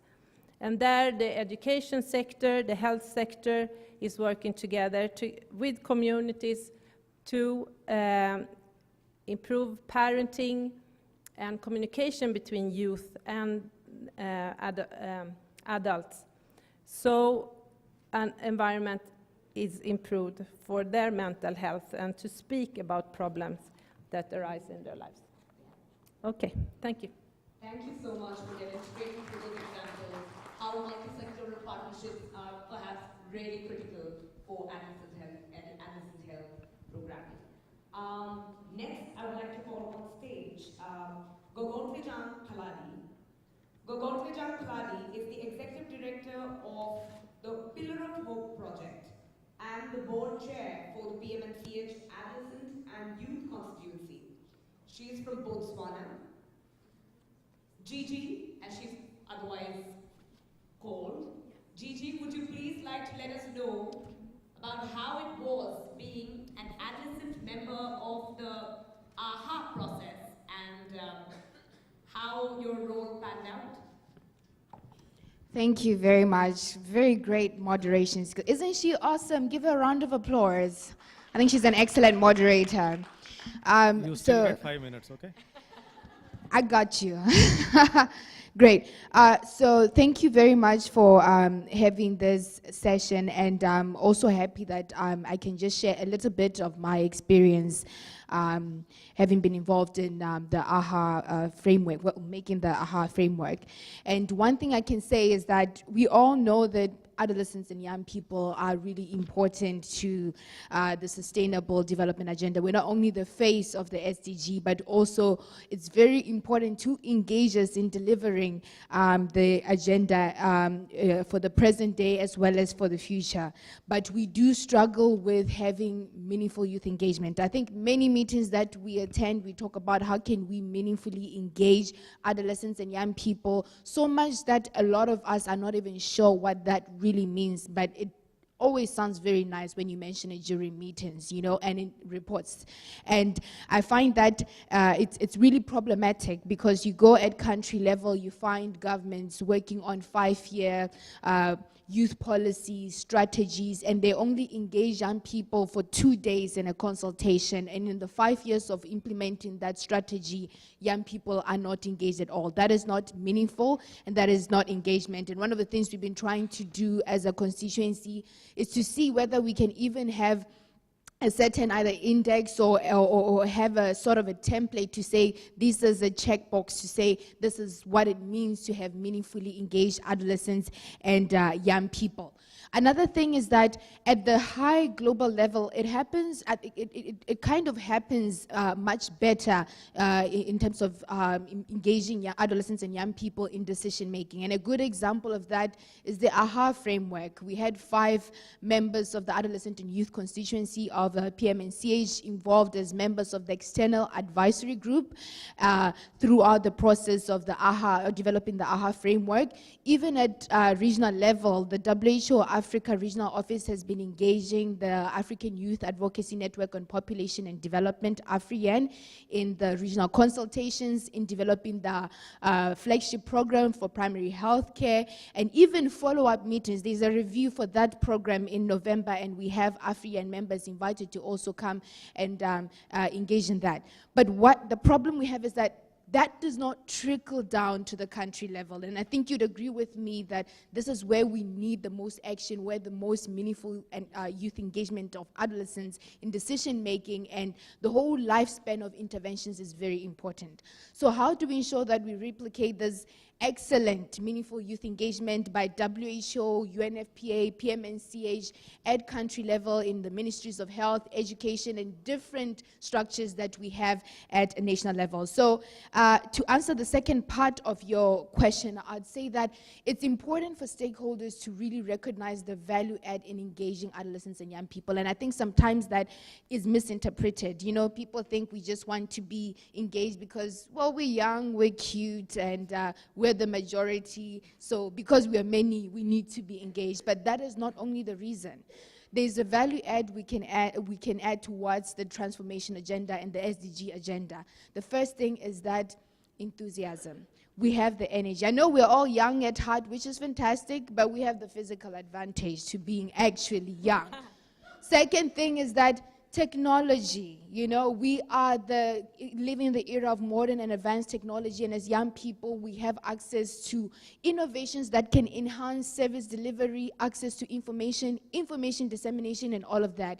And the last and important thing is that we as young people are able to mobilize ourselves. Many of the presentations you've been hearing for the past 2 days of stakeholders who are saying that when we engage adolescents as peer educators, as the ones to reach out to other young people, it was more effective than us being the ones to do that outreach. So that is the value add that we have. So what we need to do going forward, my time should almost be up, is that first of all, we need to provide resources for youth-led and youth-serving organizations in country in order for them to do more.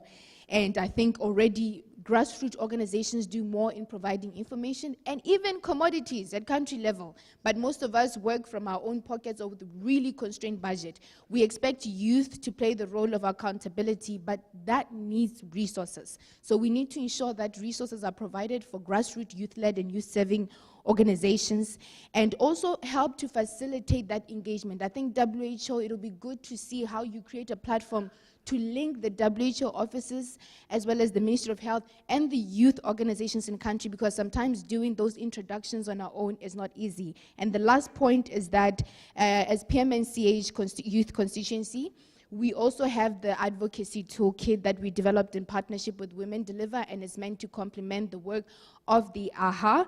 And we're hoping that in the 5 countries that will be rolling out the toolkit, it will set precedence on how the 2 documents can complement each other. And for anybody who wishes to have a copy of the advocacy toolkit, it should be available at the Youth Hub right now. So thank you very much, and Viva Adolescents, Viva! Gigi, have your seat here, please. Thank you, Gigi, for sharing your perspective, which represents the adolescent and youth constituency. And it is so valuable, my dear, but many times old foggies like us, busy people forget that. So we will remember that. So it certainly is important.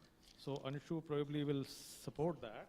And I present to you, ladies and gentlemen, the next illustrious speaker, Ms. Anshu Mohan. Anshu is a Senior Technical Officer, Country Engagement. She is responsible for implementing the partnerships, country engagement plans in 9 priority countries in Asia and Africa. She also leads on PMNCH's adolescent portfolio, which focuses on partnership building to promote adolescents and youth engagement, providing technical support and small grants for capacity and movement building of youth led by youth-serving organizations. Anshu has over 20 years of experience in program development and implementation. So Anshu, the partnership, the PMNCH, is facilitating and promoting the engagement and empowerment of youth in adolescent health. Can you tell us a bit more about this? Thank you so much. And it's indeed a pleasure to be back here. But speaking after Gigi remains a challenge. So she's been fantastic. She is an example of what youth engagement is. So I think the proof of the pudding, rather the proof of engagement, is right here in front of you. But I would take advantage of this moment to share that not everybody is as fortunate as Gigi. There are people who are in this conference, but outside that, there's a whole bunch of people who need more support. So I had the opportunity to spend some time in a small village in a remote part of the world. The population of that village was 106 people. But what was unique about this village is that it hosted a school. The number of students enrolled in that school were 200. The countries that they represented was 121. The average age of the students was between 16 and 19. And I'd just like to share their thoughts about some of the things.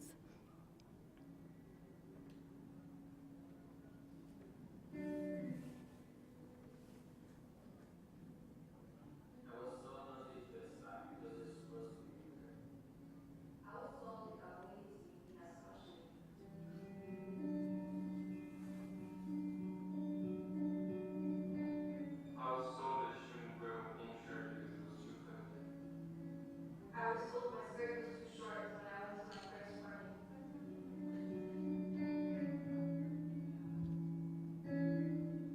I was told my music videos that girls are supposed to be chased after. I was told in music videos that I'm supposed to look sexy for men.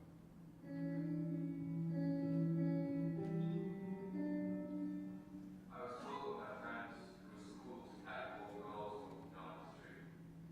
I was told that I should embrace my femininity and strive to be beautiful.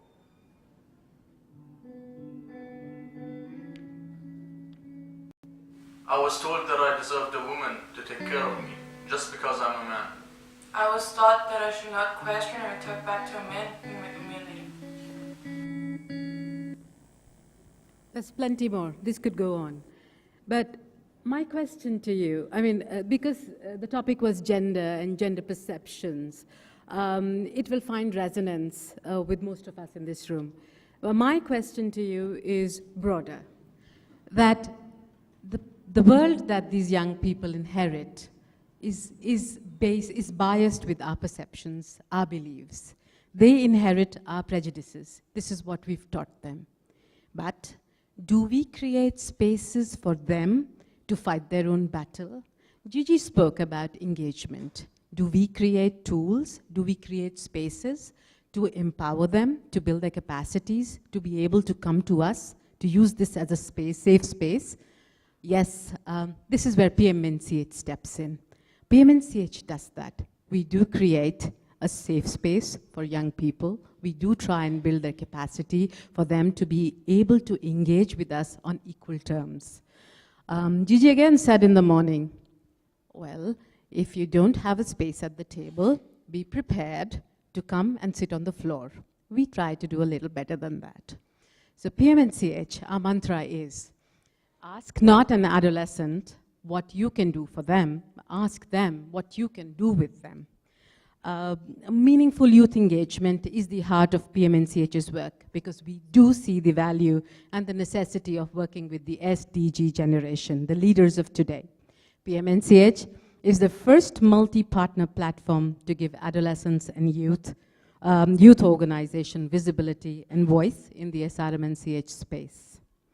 At PMNCH, we are working with a set of countries which includes India, Malawi, Nigeria, to support multi-stakeholder platforms that work as entry points for advocating for policy for adolescent health and well-being.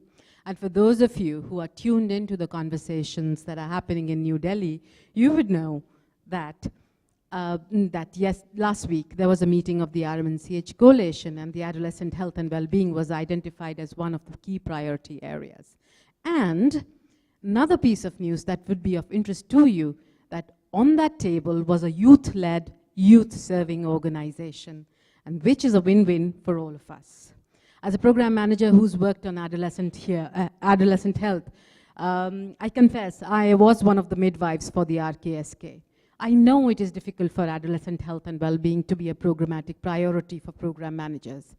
What is the political gain in working on adolescent health when immediate visible gains are very little and very few? So 2 months down the line, you can't go back and report in the parliament, X million children immunized, X thousand hospitals built. This is a long-term relationship that needs continuous engagement. PMNCH as a neutral convener creates that space. So not only do we create that space, we also create tools for these young people to engage. Gigi spoke at length about the adolescent health toolkit. Happy to report that while we were speaking, the India-specific toolkit has been launched across the partition. So that's another one. So that PMNCH also, I think in the morning, I invoke our friend David here. He spoke at length about the unscrutable nature of P and P values. So PMNCH also does that. We synthesize technical guidelines, new data that has been generated by agencies, by H6. One of the examples is that we developed a comic book version of the Iaah, which was targeted for early adolescents. For us, that is meaningful engagement. We are taking to you what you can read, what you can understand, which improves your world.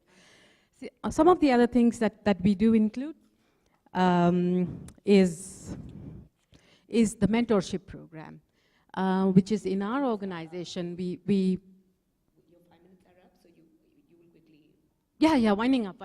We bow to you, superior beings. So we also have a mentorship program in which we try to build capacities of young people. So as of now, we're happy to report back. I think Valentina mentioned what you can't quantify, you can't call a success.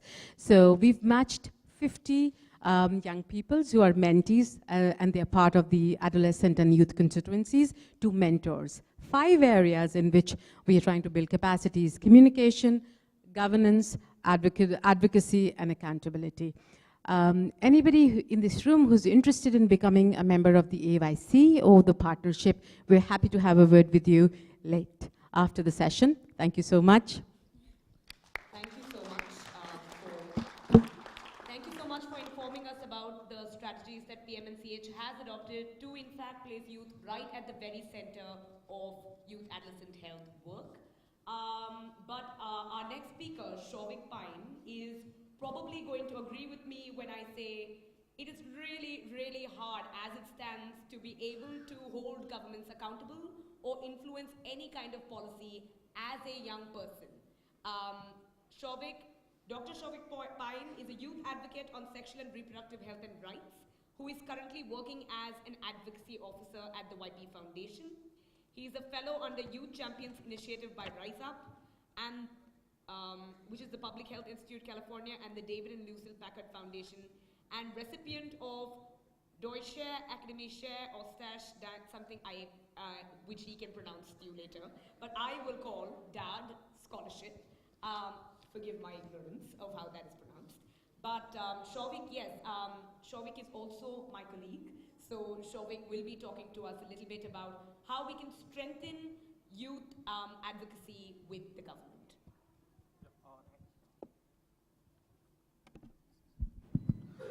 Hello everyone, thank you Mansa for the introduction. So I'd be quickly sharing few of my experiences of engaging with government at being from the YP Foundation, which engages at a local level, at a district level, at a national level, regional, international level. So at different platforms, the interactions have been very diverse, like few ups, few downs.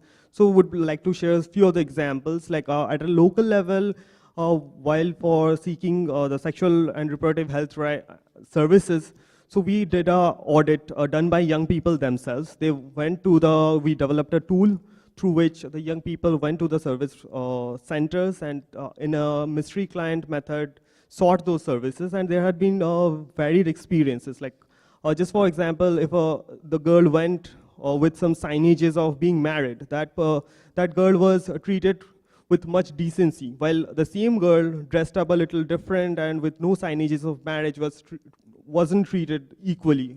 So there were a lot of differences being done there, and then we compiled a report, and then we reached out to the local governments as well as to the service providers to kind of sort it. So this process in a way helped.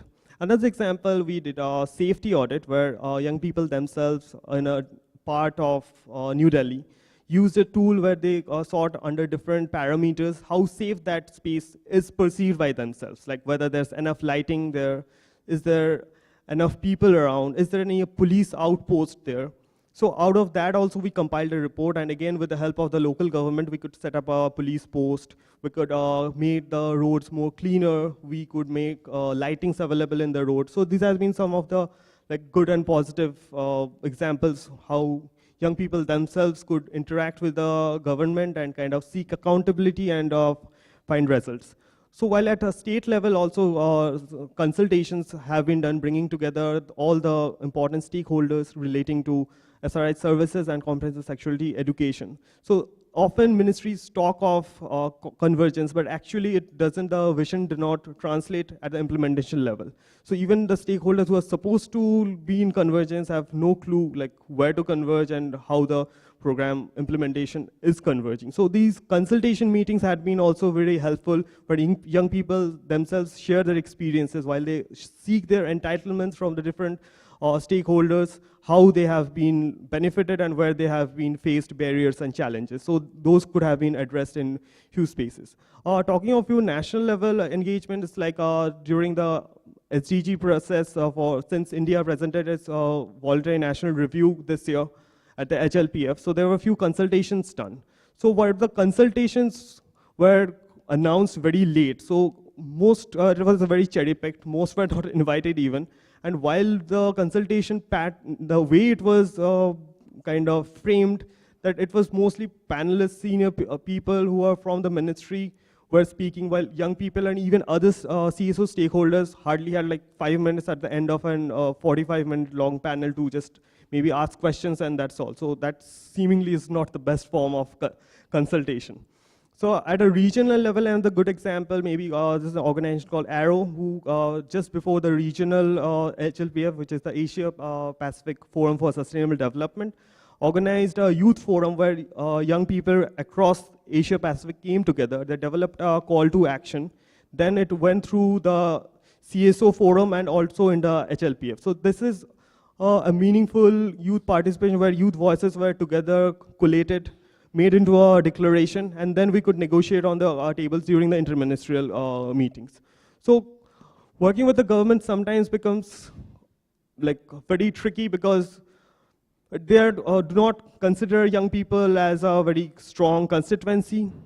Sometimes it is not even considered as a constituency, so we often get mixed within other CSOs. So that literally do not give us enough space. Just to come back to the context of adolescent health, I feel that young people themselves just pass through the adolescence phase are the closest possible right holders who can hold the governments accountable for their commitments and entitlements. Just to, like in this context, I want to make some constructive kind of proposition if this feasible for meaningful youth participation. So considering many UN entities are out here, so I would urge the UN entities to incorporate best practices of meaningful youth engagement and advise member states to create constituency-based, self-organized, legally mandated, designated, well-resourced engagement mechanisms and platforms. And it is by the Agenda 21 and subsequent UN other agendas, the 2030 agenda, and the HLPF mandates the member states to form similar engagement mechanisms where young people are being considered as a separate constituency, understand their needs, and in a very structural and formal way designate them in places for all these consultations in all the deliberations. It's not being tokenistic. So that's what I urge the UN entities to take it forward, and we, all young people, would love to see that and always support that. Thank you all. Thank you. So we hear you, Shavik, loud and clear. Please have a seat. And ladies and gentlemen, a good round of applause for the illustrious speakers. So we have time for questions and answers, and before that I must acknowledge all the help we got from KID. Could you please come over? So please applaud all the efforts in planning and designing this session. All of this credit goes to KID. And her friend Julia Levinson, who is back in Geneva. Thank you, well done, two of you. I don't like you, you bound me with the script. But thank you so much. It worked so well. Okay. So now I think we're ready for audience questions. So I hope all of you have your questions written down, and I already see hands up, which is fantastic. Let's start taking. I think we'll take 4-5 questions, and then we'll revert to the speakers, and then if we have some more time, we'll take a couple more questions.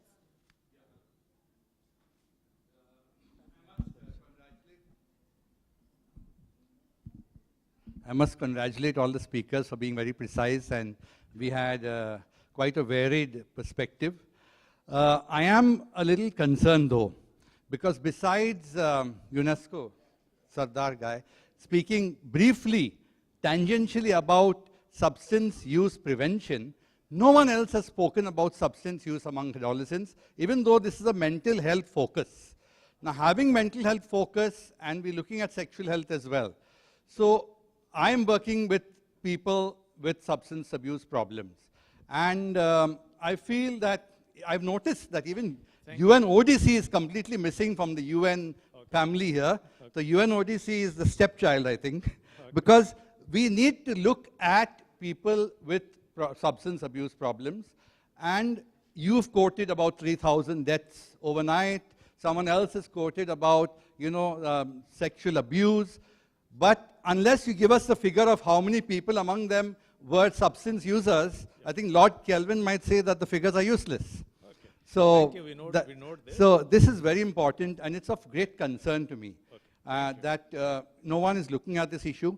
I come from Mumbai, and many of the adolescents in Mumbai are abusing substances, and most focus of children's programs keep them out because they are disruptive. So they'd rather treat children on the streets who are not abusing anything, because if you have an abusing person, he disrupts everything. Okay. So they are totally neglected, and they continue to be neglected, and this is a forum where it should be taken up. Thank you very much for raising a very important point and perhaps an exclusion from the panel out here. But I think we will restrict ourselves to just questions and not maybe comments. And I'm sure you can meet the speakers after the session and continue this kind of conversation. Does anybody else have questions? Questions only. Myself, Dr. Aditya Mahapatra from eastern part of India, Odisha. Actually, in my state, we have 27% of tribal population. And in this conference, I got very good orientation about the adolescent problems, and we have started, we are from zero at present. We have taken initiatives, but now we are going to start something. But the thing is that where from we have to start in that in government, because it is so huge. Adolescent problems are so huge. So Valentina will answer this. Yeah. Thank you. Second question, I think. Okay, I'm close, so I have the mic. This is going to be a similar question that I asked in the session previously, but it's a new group of people. So.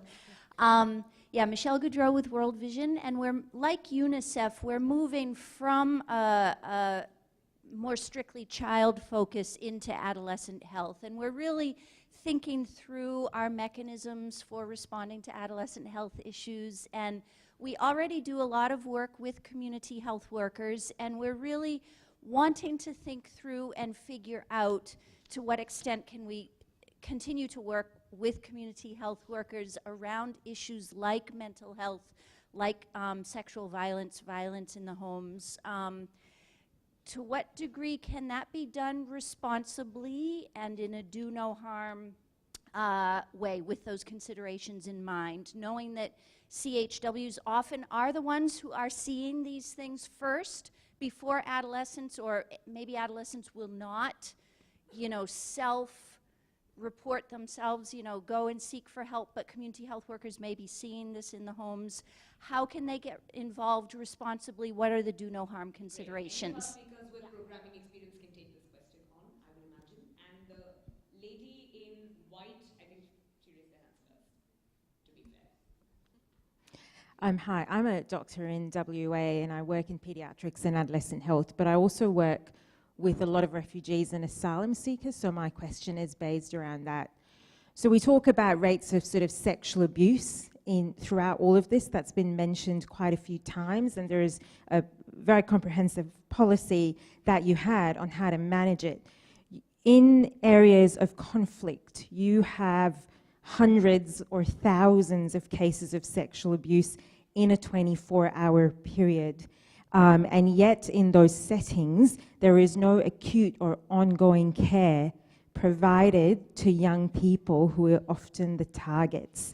And considering there is a large group of people from NGOs, I would like to know if your policy or any of the policy that you've got actually addresses this vulnerable population.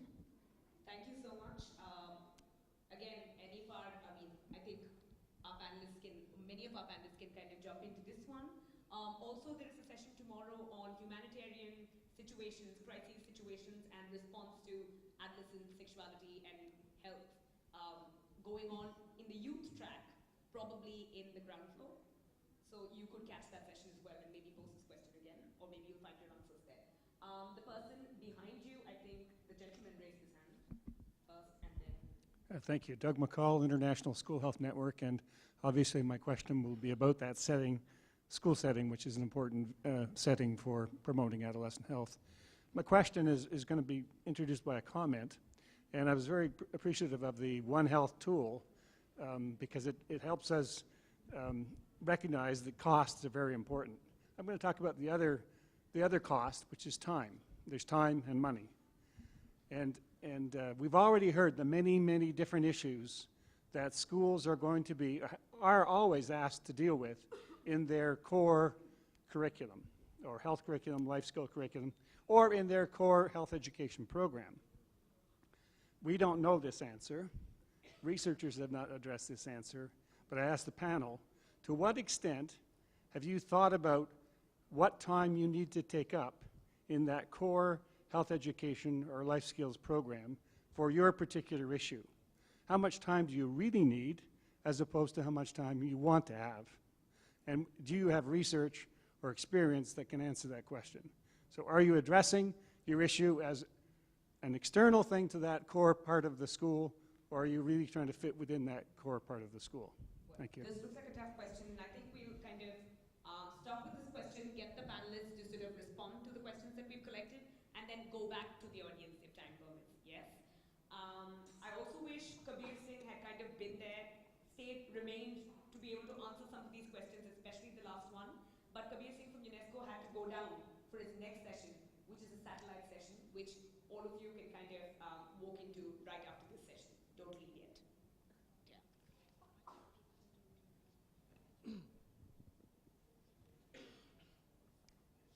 Okay, I was suggesting that we started with one of the young people to respond. But let me just say something on the question, where do you start with government? Because I do think what we're all trying here to say and find ways of doing is engaging young people, and I think that's the starting point. You need to find ways of getting young people there, and it might not be just around a specific issue. You need just to invite them to come and show that you're interested in listening to them on any issue that they want to talk about. So I think what the problem sometimes is that we invite young people, but we're still setting the agenda. And I think that's where we struggle, because we need to trust them to be able to take the lead in also setting the agenda. That was the comment I wanted to give to that. So we have a question on prioritization and one on One Health tool. So Valentina, would you respond? I would like to add on the question where to start. The question is also another way of putting it, where the priorities are. And remember this morning George Patton showed us the profile, one country profile, which was on China. And this profile, if you color code the main cause of death or ill health in adolescents in one country, it will be very different from the profile of main cause of death and ill health in another country or in a region as a whole. So this profiling is very important. Now, in the country of the size of India, which has the adolescent population 10 times the population of Australia, as we heard this morning, you need to profile not only at the country level, but the question was from someone who is working for a sub-regional program, then you have to have your profile of the sub-region. So that would be the starting point, because your priorities will be, we all have to prioritize our scarce resources. That will depend of what kind of portrait of the region you get, and then you can act. Because once you did this major part of the job, then guidances like Iaah, which summarizes the key evidence-based interventions for given causes of ill health, may help you with the next step. But nobody can do this homework, because adolescent health spans from 10 to 19.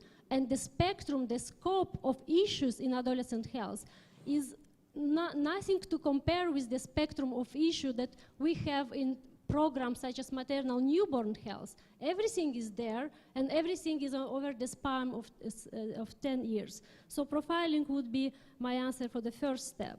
And also getting your numbers right. It puzzles me. I am working in WHO, and we are producing those estimates for main causes of mortality and ill health. Now, a synonym for an estimate is a guess.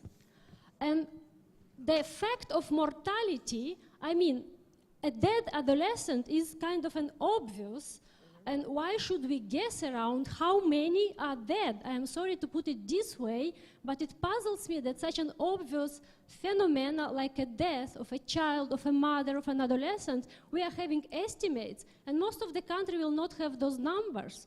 So let alone of main causes of mortality, you know, having this structure for mortality and ill health. Why are we guessing these major events in our social lives? So get your numbers right, get your profile, and then see what the package of evidence-based intervention is. Now, the cost of time, and your question, Doug, is really much larger. I'm taking the example of sexuality education and all those initiatives that are trying to convey important, or what we perceive as important information through programs which are not embedded, which are not part of the content of the regular curriculum. Now, you know, the earlier quote, don't tell me what your values are, show me your budget and I will tell you what your values are. Don't tell me that sexuality and life skills-based education is important. Show me your core curriculum and I will tell you if you think this is important. And this is a question of time. So this is when I presented the One Health tool. One of the strengths of the tool, as I said, it brings systems and programs together. What does it mean? If you want a healthcare provider to provide this anticipatory care to an adolescent, it doesn't come from the moon. It comes during the time which is scheduled and the provider is paid for. So the strength of the One Health tool, it does allow you to cost this time of the provider, and when you know how much you need, you also can see your gap. You can see with the number of nurses you have in the country and with the number of counseling that potentially will be needed, you just cannot make it. So you start to be serious about how you cover this gap. So I appreciate the question because I think in the field of adolescent health, these projects and systems coming together, and rather I would say, which Iaah says, moving towards adolescent responsive systems and not only health systems, adolescent responsive education systems and other systems is the challenge that we have to take. So Christina will respond to the question on conflict areas, sexual abuse, briefly, please. Yes, I would also like to comment on this substance use issue, and I think it goes back to what I said and also Valentina said now about knowing your context and knowing what the problems are in your context. So you need to analyze that, and if substance use among adolescents is a big issue and a big cause of ill health and mortality, then of course you need to invest in prevention and programming around it. So that's what I would like to say. And this differs, of course, and in different regions and different countries. Regarding refugees and conflicts, I think all sister UN agencies represented here are together in this, in the interagency working group on conflict, yes. So, and adolescent services to adolescents, sexual and reproductive health services is one important part. So there are many different working groups within that coalition, and so that is absolutely on the agenda, especially in these days when these groups are so big. Can I just comment regarding the sexuality education and what part?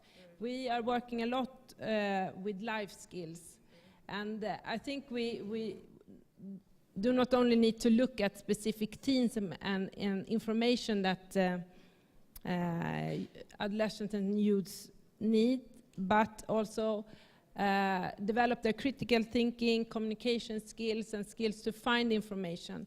And having those skills, you can use them to empower yourself also. So I don't think we should think as specific themes only. I think the clock is showing we have 5 more minutes. So depending your interest and participation, Manasa can allow us another round. I think we can have another round, in fact, but I think we have one last question from the audience. We have time for one last question. So the lady in orange, if you don't have a mic, you're just going to have to use your voice. Do it.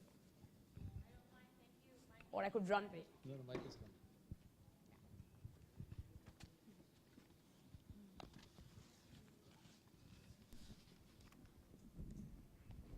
Thank you. My name is Dan. I'm from Indonesia. I'm basically a lecturer. I'm a gynecologist in training. My question is to the youth. How do you make young people to really believe that they have the power to do something? I mean, I have students. I have young people who work with me. I give them space, but I don't think that they are empowered enough. So, how? Great. So, methods of really inspiring young people to occupy that space that is available when available. Yeah. Definitely, I think Gigi and Gigi, and Shovik would be pertinent to answer that question. Before that, we'll just take one last question from one panelist to another, which is interesting, I think. So, Aneka would like to pose a question to her fellow panelists. So my question goes to Valentina. And, you know, I do think it's important that we get the numbers right. But there is so much other data that, especially when we work on the multi-sectoral approaches to adolescence, that are qualitative, and that we need to find ways of also presenting and working from and plan from. So I would just like to hear your views on that. Well, absolutely agree. Take mental health, right? And we know that globally and regionally, mental health is one of the major cause, and in many regions, #1 cause of death in boys, girls, in this region, it's the #1 cause of death in older adolescent girls, and even exceed by large margins the suicide among boys, which is a rather unusual patterns. Now, those are regional and global data. If you are in a country which has zero data or close to nothing on mental health, does it mean that you cannot act before you are getting your numbers right? No. I think that the likelihood that in your particular country mental health is not an issue is close to zero. So I think we have to do it in parallel. We can act now, that's why the title of our workshop. There is a lot of gaps also, not only in data, but in evidence and you know, what works specifically for adolescents, but we know enough to act now. As we go along, we should improve our data because, again, resources are scarce, and the better data you have, the better chance you have to nail and to target the exact problem that you have in your country. Great, thank you for that. I hope that answered your question. And we'll give the mic to Shovik to respond to the professor from Indonesia's question. 1 minute. Thank you, Mans. Thank you, ma'am, for the question. Like, to answer this, like, in different contexts, like, different things will play. So for the cultural context, it cannot be one size fit all answer. But to be honest, the narrative which is being around the world is young people or adolescents are often not being seen as the change agents. So the narrative itself that creates systemic barriers. They're often looked at upon as some beneficiaries, investing in whom might give better results in the future. So like maybe we have to change the narrative that we should invest in adolescents for a better future. Like it's the present, like we should invest in them for their present as well. So if the narrative kind of changes and doesn't make them look like beneficiaries or something for whom we should be doing a favor or doing something something out of the way to make them come up to speed or something like that, then they will feel that this is a stage of life where they have certain entitlements, they have certain power, certain autonomy. To just give it back to them, the systemic barriers have to change first. I'm really great that you have taken initiative by giving space. So I think when the systemic barriers goes out, so that themselves will feel that what they can do. So I hope that answers a little bit of the question you posed. Thank you. Great, and just to add on to what Suvnik was saying, I think in Africa we have this proverb that says you cannot shave somebody's head in their absence. But we also have another saying that it's very impolite and rude to ask somebody to serve food that they did not prepare. And I think many times we prepare food and want young people to serve them. And this was where we like, I think it was Aneka who was saying, you know, we discussed these programs and all of this. And in the final stages, that's when you say, oh, by the way, we think this would be best for you.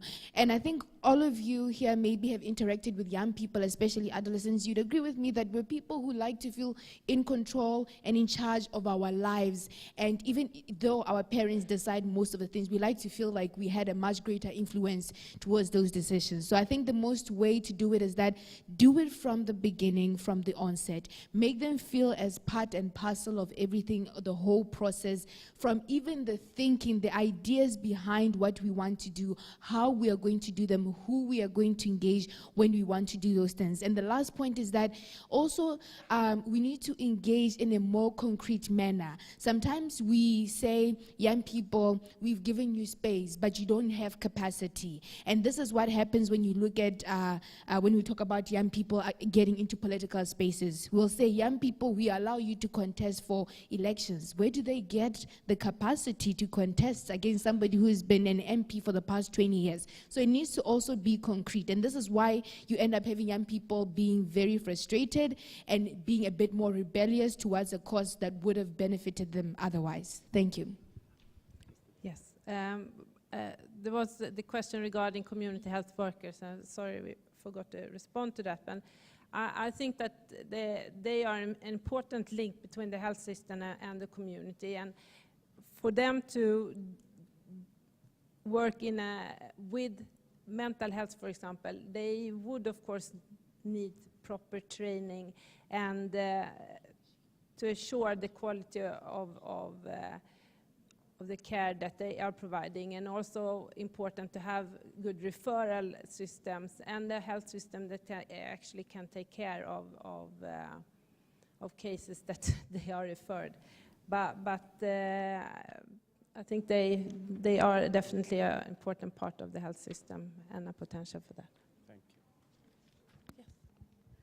Just maybe also to add, I think two things about community health workers that I wanted to clarify. I think one thing is that it's important to really make sure that they are not going out and asking about violence in the communities directly. It's just not safe.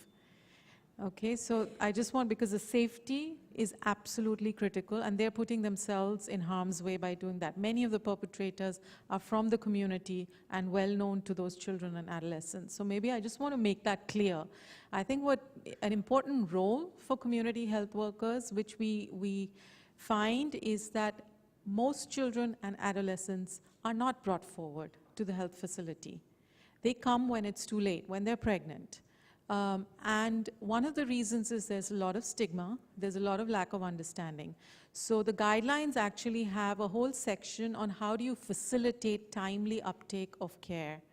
And that has an important role for outreach workers. So educating the community about the signs and symptoms of abuse, the barriers that are faced in the community level, and making sure that the community is aware that there is services and help where they can go, as well as the importance of working with teachers and other community leaders to raise awareness. And there's a whole campaign by Together for Girl called Every Hour Matters, which is around this whole issue of timely care within the 72 hours window period when PEP is available. So that's a very important role for the community health workers.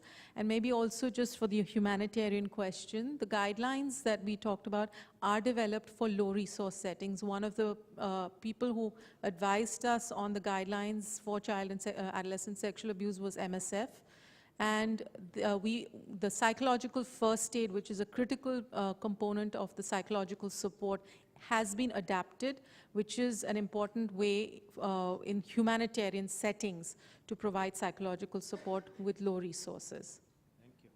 Okay, so we had a fantastically rich panel today, and I'm glad we broke it down into 2 segments, so we made it easier for that interaction and the content to just kind of flow. As a closing thing, I would like to just make one point that struck me as interesting. I think what we're really trying to do through this session and generally through adolescent health programming and implementation is to work towards a world where the question of how much time does an adolescent health program need doesn't arise, because it has seamlessly kind of been interwoven into our structures and is a part and parcel of everything. Because we did see that adolescent health is our sexuality education or adolescent health are 2 such important integral aspects to young people's lives that, you know, to sort of like have to quantify them separately. Maybe we will move towards a time where it's seamlessly interwoven into everything that we do, into every education curriculum, every part of every module. Yes, at any cost, at any cost. And that is, I guess, an appropriate way to end our session today on AHA. I actually, in the beginning, wanted to practice different ways of saying that, but I didn't really get a chance to play it out. You can make us dance around. No problem. Yes, that is also something young people are good at. But anyway, also as a closing point, there is a youth track that is happening parallel to this conference. And it is mostly taking place in the basement like youth tracks usually do. But if you get the time in the next 2 days, please do drop into co-meeting 1, 2, 3, 4, 5, and all of them. Because the youth track is parallelly taking place there. There are lots of youth-centric sessions taking place on sexuality education, on HIV, on SRHR. So do make yourselves available for that too. You can... you are allowed, you are completely allowed to take that space and engage with us in meaningful ways that you have learned from this session, hopefully. Yeah.